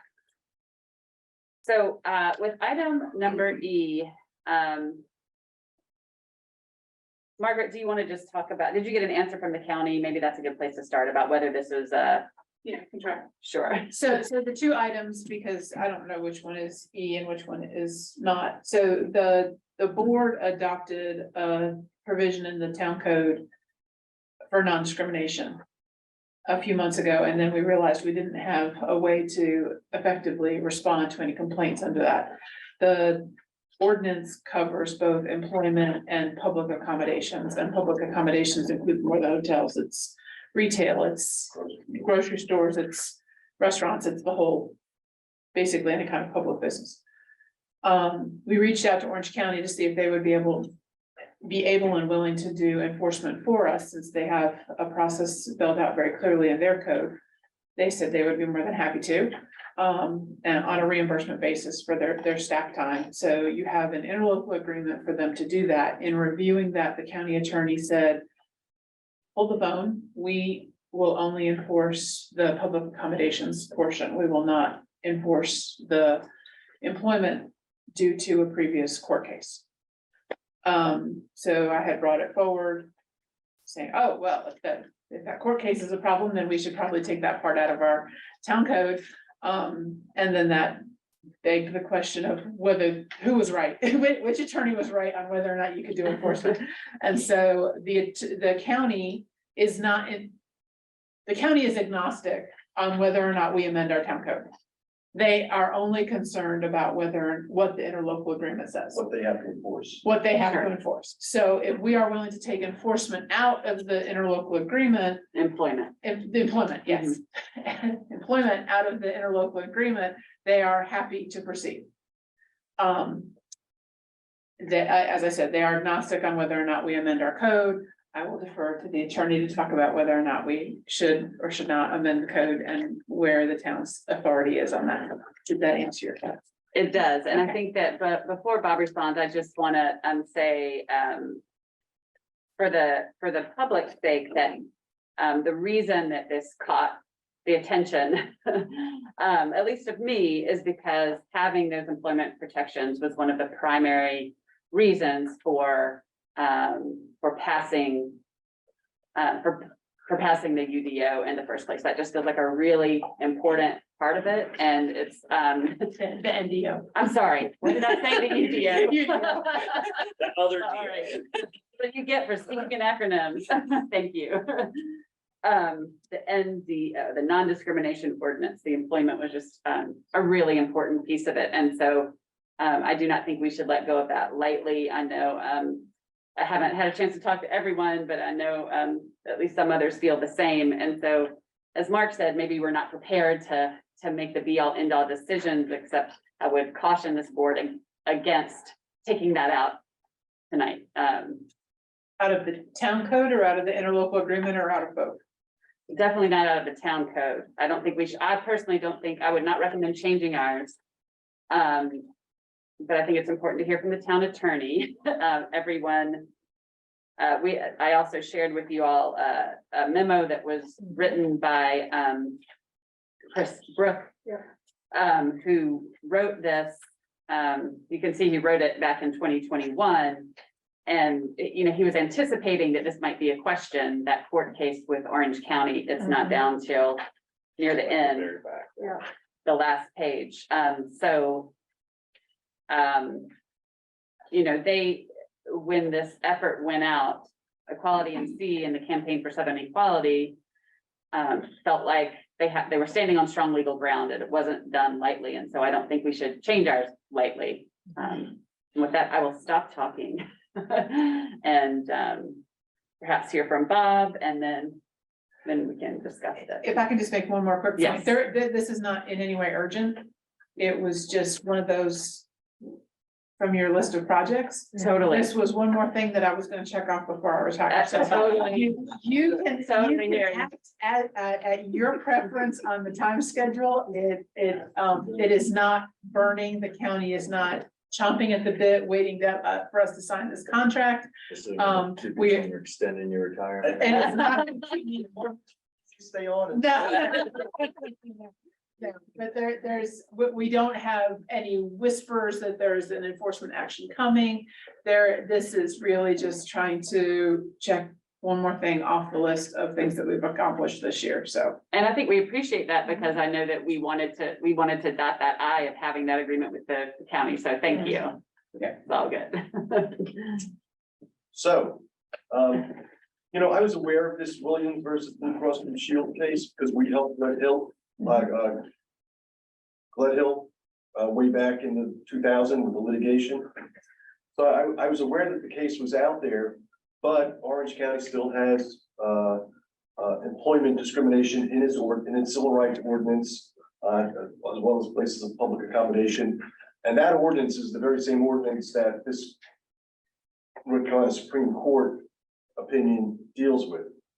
And although it was struck down on, parts of it were struck down on various grounds, I'll tell you what the court said about the non-discrimination in employment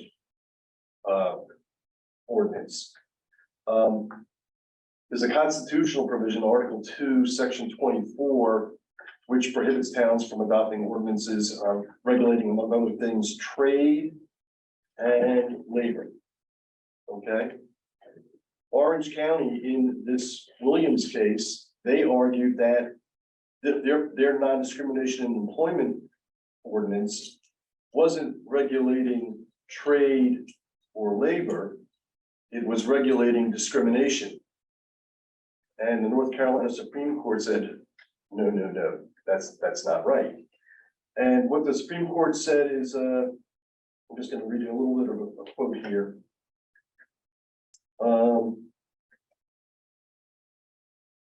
We hold that giving Orange County the power to enact employment legislation is invalid, whether or not Orange County had chosen to act on that power. Orange County claims to possess the inherent authority to pass employment discrimination ordinances.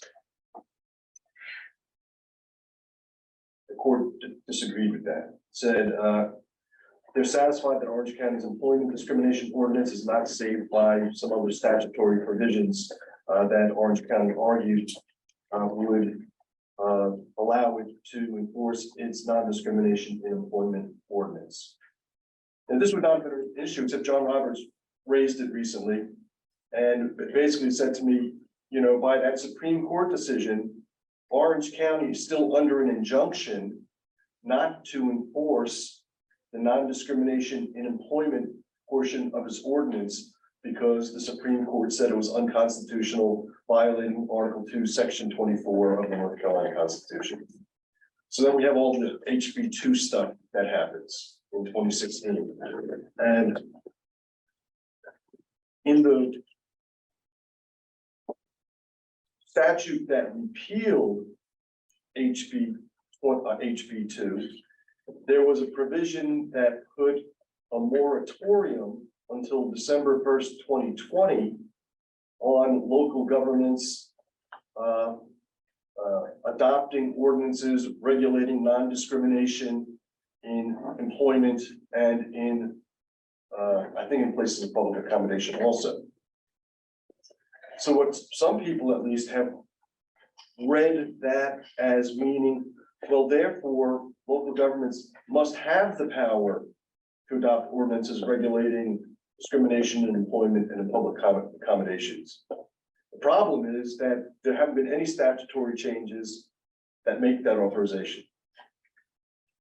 So the body of the law in terms of the statutes are the same as they were pre-HB2. What may have changed a little bit is the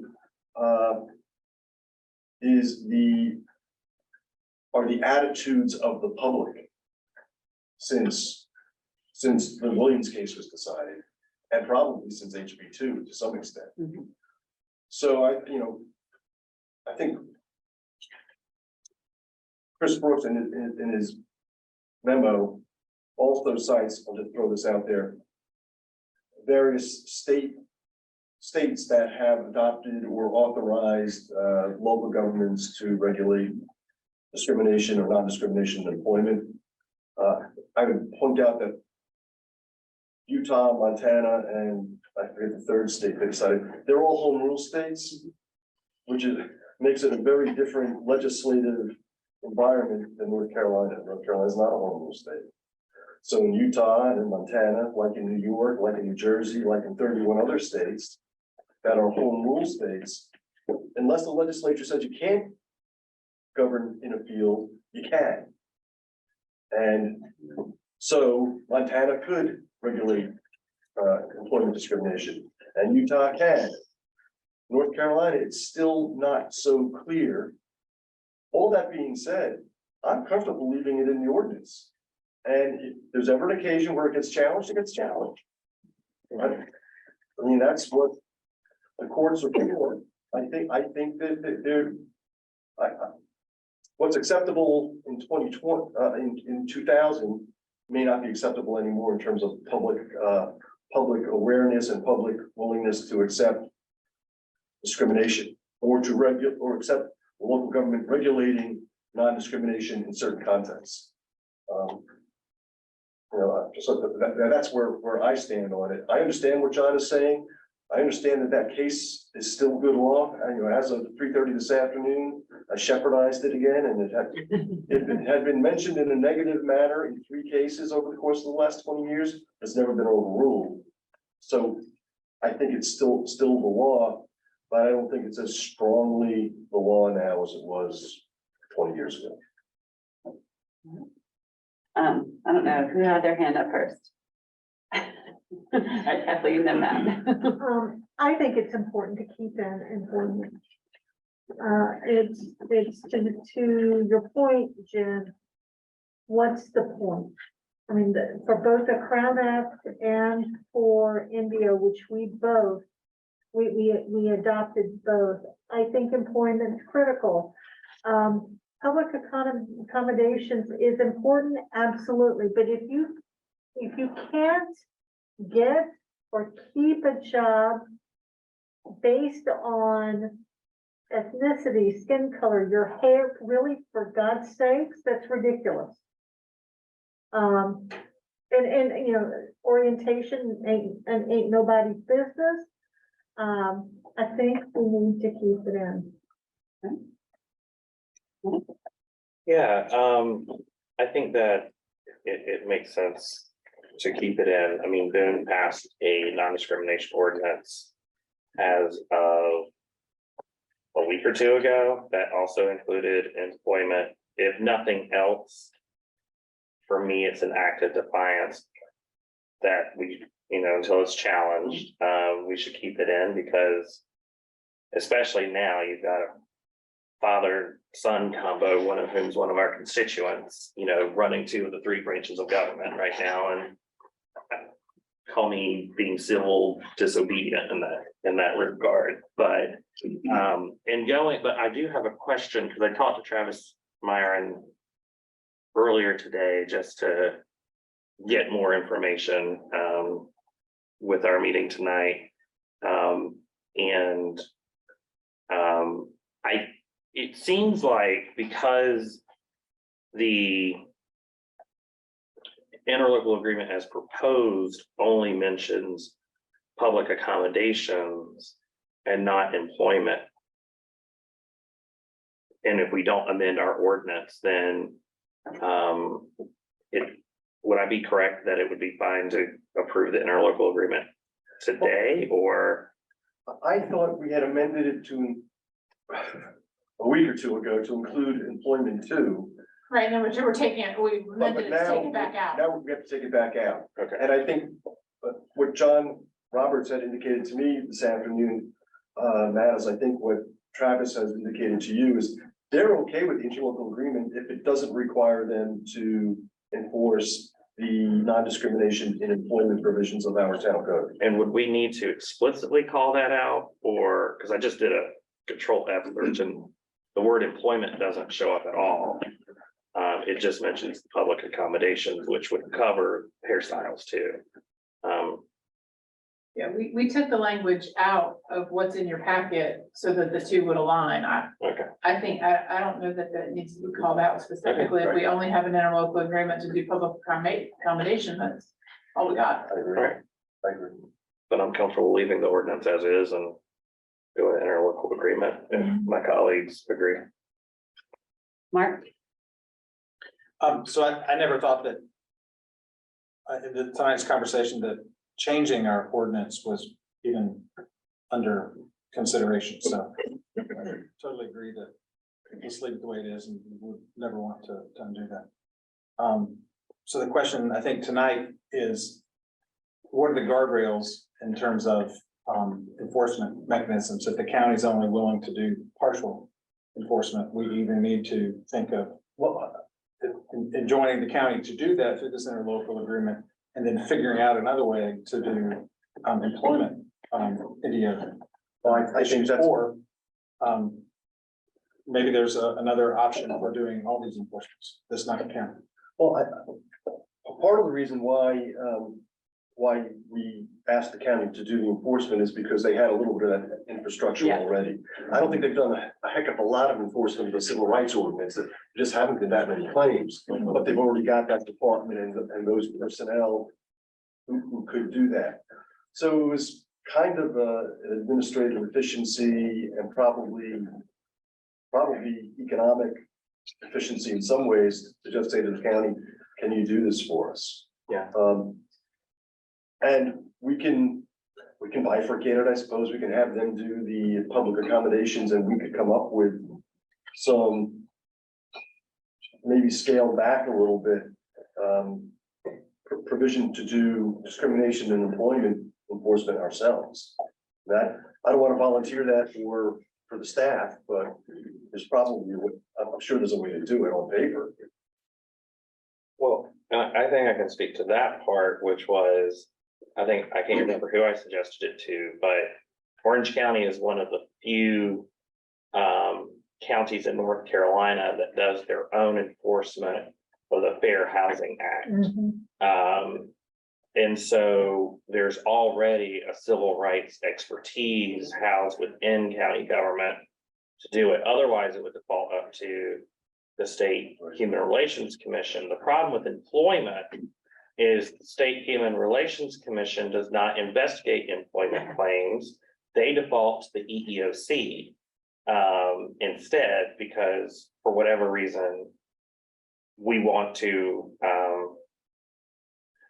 regulate housing, but we don't want to regulate employment and take that away from the feds. Otherwise, HUD would be the one investigating fair housing complaints. So that's kind of how my thought process came, which is we didn't have the expertise in housing on staff. We certainly didn't have the expertise on non-discrimination on staff. And then there's already an entity doing it. Now, Chapel Hill does it through their town attorney's office, I found out recently.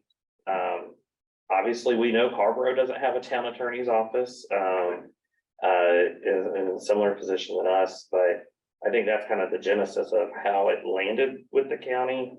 And I think it still makes some sense. And maybe as we grow and we have the opportunity to hire more staff for other things, then maybe we claw it back. But I think it makes sense for now. Otherwise, our ordinance does leave it up to us to enforce, and I'm not sure internally we would know what to do on enforcement. I think that's an important question. So I think it's important for us to be able to kind of move forward from tonight. And so I think this board needs to decide, do we want to go ahead and approve the interlocal agreement? You know, and have the public accommodations taken care of. So that's one question. And then I think it would be good to know, you know, I think we both want to be responsible and prepared, but also not spend, you know, hours tonight trying to problem solve, you know, something that's not likely to be an immediate issue. But I think my question to you is, let's say something popped up tomorrow in employment, what would our next step be? What would we do? And is that just we don't know, then we just need to live with that and figure it out? What I would do is I'd probably go to the Orange County ordinance and cobble together a procedure in Hillsborough that is essentially the same procedure as Orange County would follow. I mean, rather than recreate the wheel, just kind of say it's Hillsborough's wheel, it's not Orange County's wheel. I mean, that's what I would do to fill the gap in the interim. Yeah, so I would support proceeding with the county to do public accommodations and then ask staff to bring back options. You know, in the next month, 6 weeks, 2 months. Maybe we can make it a little bit to do longer. I hear you explicitly saying after Margaret's gone. Well, she's staying on, I tell you. But with 20 local governments in the state having adopted it, hopefully we won't be the first one that has to enforce it. And then we can learn from, you know, the pathway and the issues that other folks had to, how they went through when these arise, so. Okay, so is that a motion? And Margaret, if I could make a friendly amendment to the time frame, or Margaret? I want to make it, if the board would be so indulgent in just looking back through the document, while I feel like it is explicit, perhaps the county attorney would not feel like it is explicit enough that if the county wanted the language to be more specific, where every time we talk about enforcement of, discrimination in public accommodation, or a phrase to that effect that doesn't really meaningfully change the agreement so that we can move this along. If the board would be okay with us possibly adding that in a few more places, just to address the willingness of our partner to take on the work. Makes sense. I mean, that makes sense to me. And I like the idea of keeping in the town code. That, yeah, why reinvent the wheel, and we'll go from there, but I'm ready to say, yeah. So I said, I don't know how good the wheel is, really. Right. It might be a little bit, We may it might be not. like a Flintstone wheel a little bit, but it's already out there and. More of an octagon. Yeah. Little bumpy. All right, Mark, were you making a motion? So, yeah, my motion is to, ask the staff to expedite the, signing the interlocal agreement with the county, making small changes as necessary to point out public accessibility, public accommodations, excuse me, and then to, ask Bob to cobble together an interim solution based on the county's existing process. Second, And then come back in 6 months with a better idea if one presents itself. Second. I will. Don't ask me to repeat. All right, I think I heard Kathleen give a second first. So we got a motion and a second. Any more discussion? Get her done. All right, all in favor? All right. Thanks, everybody. Okay, hot topics for February work session. Got a possible topics are discussing the kayak rental pilot program, possibly, sounds fun. And allocation of $43,300 for the FY 23 budget for affordable housing. Any other hot topics? Mark? I'm reminded that at the last meeting, I didn't mention pending changes to the food council. I don't know if that needs to be a hot topic. But I just want to put it out there for everybody to be able to consider some changes that are going on with the food council, which is one of our appointed boards. Would you feel comfortable kind of making an assessment? Like, I don't know if that's best as a report out or if it needs to be a big discussion or. We'll just decide that. I'll decide it on the fly. Okay. Anything else?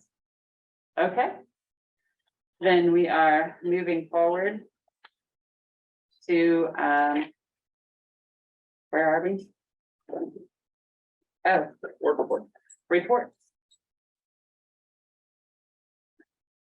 Sorry, I'm not, I like the paper version of my agenda. Okay, let's go this way this time. Mark, do you have anything to report?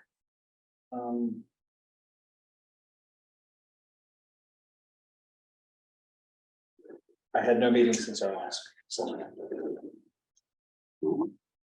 Evelyn, do you have anything to report? No, because they didn't send me an agenda, and I didn't know there was a meeting. They changed computer systems and left me out, so I told the manager and I told the chief, and they will make sure that I am included. As they should.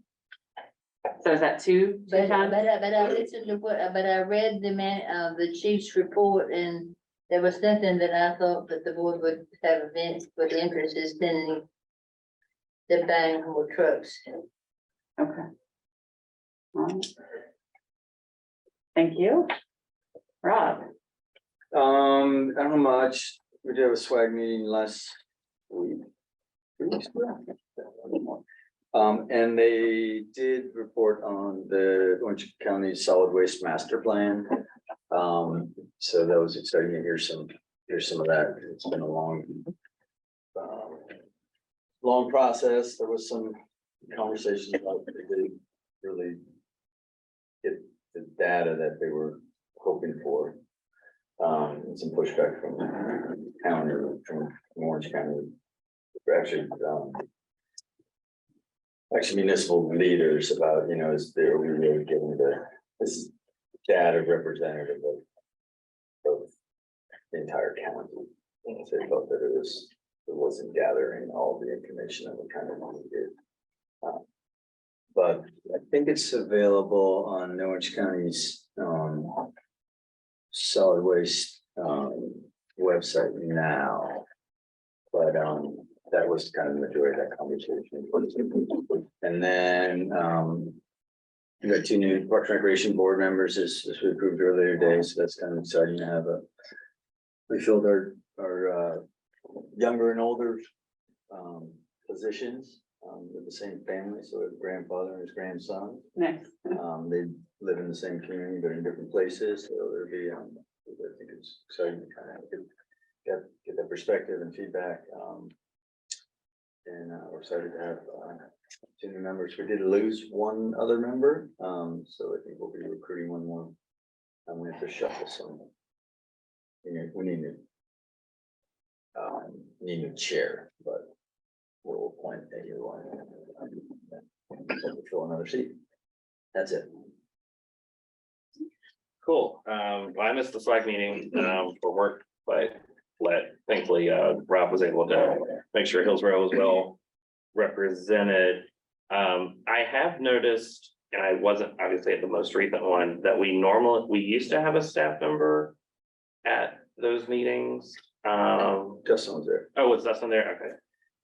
But I think I need to go in person because I don't know how many of y'all do remote county meetings, but I have a really hard time hearing everything is kind of going on. Yeah. So I'm gonna actually go in person. Yeah, I noticed that too. But glad there was a report out. Tourism, we have some new members that were at our last meeting last week, which is awesome. Still trying to get one person who really wants to serve, just needs to sit down and fill out the application so we can appoint them. But that will be good. That will be another restaurant seat. So we have 2 restaurant seats open, recruitment active for both of them. And now with a new chamber president, hoping that seat will be filled soon and we'll get as close to a full complement of tourism board members as possible. And I was very glad to see Shannon move very quickly on the kayak rental program that we're thinking about, which will be pretty awesome. And the reason it's being brought is to allow commercial activity in a park owned by the town. So it'll be very cool once we have that discussion, if that's something we can strongly consider. And then later this month, we'll have the first meeting of the TDA, also fully constituted this time. But then we do have some TDA members and tourism board members going to the NC 365 conference this year. It's in Asheville. So first week of March, I will not see y'all. I will be in beautiful Asheville. It'll be like going home again from that last time. But it is funny. I did meet with a developer recently who apparently also owns a bike shop somewhere in the Triangle, who said, yeah, a lot of y'all went up to Asheville and came back wanting e-bikes. So, and I think he sold a few of them to those folks. So that's really awesome. But then also, I do have a question, and it doesn't have to be answered right now, but living near the new fire station, which looks great, by the way, who's going to fix the landscaping and the right of way? Does anyone know? From the construction vehicles? I hope it's the developer. They've been using the right of way between the sidewalk and the road like a parking lot, and it looks bad. So hopefully You that's don't like the fact, you don't like the, Still the tore up grass and stuff from them parking. well, there. they'll get to it when they get. yeah. Well, hopefully, I'm just saying, hopefully it'll be Well, fixed. I will bring And I that see up. Margaret saying, I will, tell me, if I you'll will, tell me. share that concern with Shannon, but when that would be normal for them to Okay. fix that. cool. It would be fish. To put it on the contractor, if they're the one, if they're staff that tore it up, then they've got to put it back. Well, that's what I thought. I figured it's just been very muddy lately, so I've noticed it a little bit But more. they had trouble with people stealing stuff too. Wasn't me. But I wasn't looking at you. I don't think you would want what they, I don't know, inflation is high these days. I could make some money. well, you might, if that's true, you don't want me to pass it on then. No, that is true. It's The not. fire station is looking good. It is looking good. I don't have anything to report except to say, I did have a chance to go to lunch with Scott Cheklovsky, the new head of the chamber, and it was nice to meet him. Seems like a real nice guy with good experience. And then MPO, I think one of the highlights of the MPO meeting last week was the new director put together a really nice, clear list of legislative goals that connect to like specific statutes of what would need to be changed for some of the NPO's goals.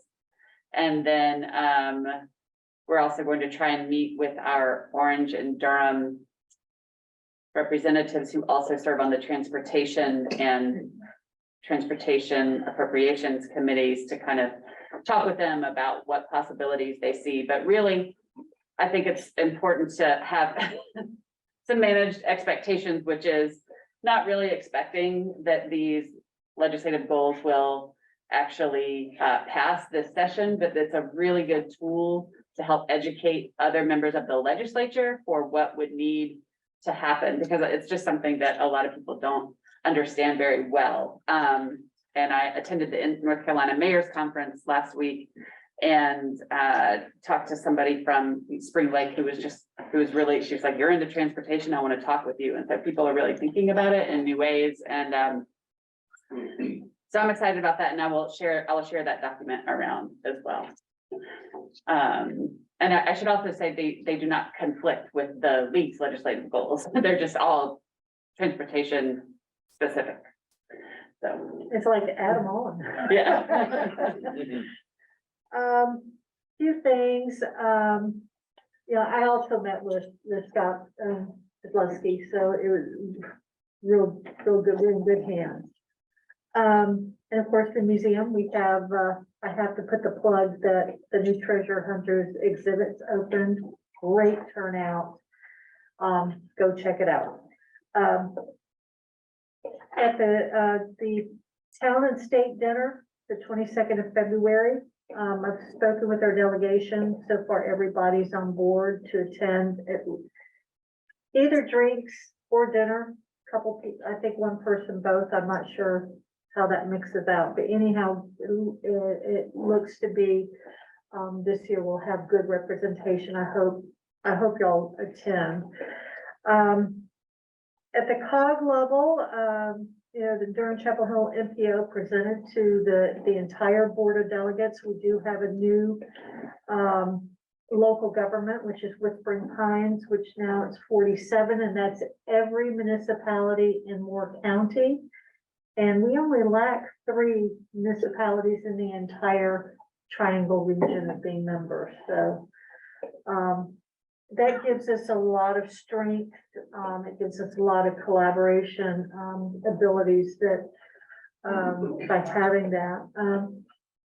We met also last week at the state COG level. NC Department of Informational Technology met with us, got some really good insight into the full budget and where that is allocated on broadband. A slew of projects. It looks like Orange County is one of 2 counties that does not have projects, although we're so close because there's projects. In the map that was shown, it's hard to tell if it was because it said Mebane, and it looks like it was on the Alamance side, not the Orange County, but there is movement in the area. Now, we had one of the issues that we will need to continue pressing forward is that the monies and the plans that that at the state level, it's only 5 years, 2 years of build out, 3 years of implementation, and after that, free market can go to town. So at the COG level, we are pressing, DIT, and then we will, also we need to have, folks that, how do we plan for what happens after that? So that folks don't have access, and then all of a sudden the cost skyrocket and they no longer have access. It's gonna be critical on schools.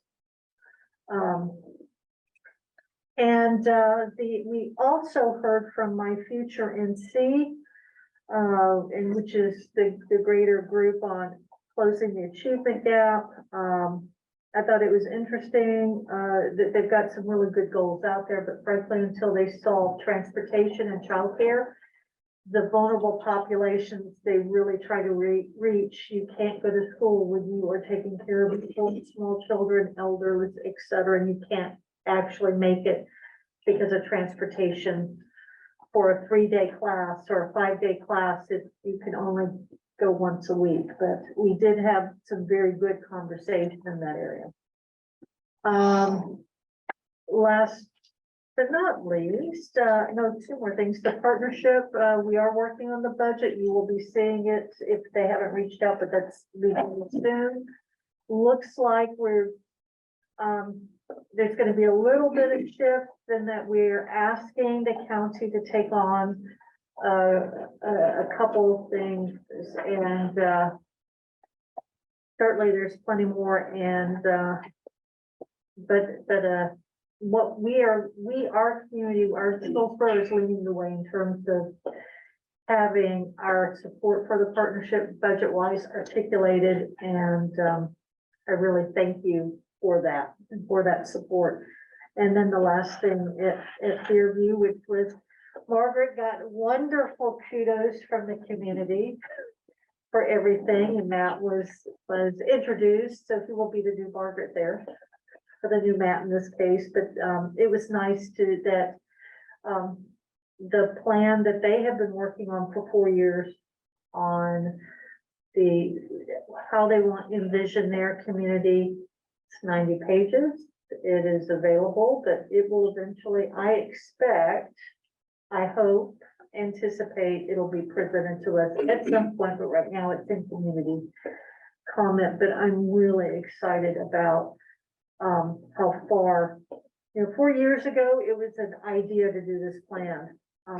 And to see that this is moved on, and its pen has been taken to paper, incredible community engagement. And so when they, gets all consolidated and shared, I'm gonna be real excited with that. And that's about it for right now. Cool, thank you. All right, town manager. I have awesome news. I get to introduce Dave McCall, our new finance director. Lots of us are excited, and as I've talked to the board, we are very lucky. Dave is exceptionally experienced, having been finance director in 3 other local governments in North Carolina, and then up in New Jersey in a couple places, and was a auditor and accountant, and he's really well respected in the state. So we're elated to have Dave here. Really glad to have you. Welcome, welcome. And second thing is I'll forget it. So Marie had downloaded all of like the minutes since like the mid 1980s or 70s. You sent it out like 6 months ago. And Why? so I can't remember why. I was in there recently, and it was either the first or I think it was whoever the first town manager was. The town board gave the direction, this was in the minutes, and assigned the manager to investigate options on bulletin boards on how much they might cost and where to install it in the town hall. So I hope that one day I can earn the board's trust to have that much responsibility. I haven't got to that point yet, but it just cracked me. I haven't seen it. It was like the mid 1980s or something. Well, now that we have a finance director, then we can really know whether or not we can afford the. At least the committee wasn't appointed for the bulletin board investigation, but that just cracked me up. That's hilarious. Great. All right, thank you, Mary. All right, we have staff written reports in the agenda packet. And if there are no additional reports, then we can go into a 3-minute recess for our closed session. Oh, I guess I have to make a motion to go into closed session. I mean, entertain one. Motion is second, all in favor? Aye. All right. I thought you were gonna say 3 minutes.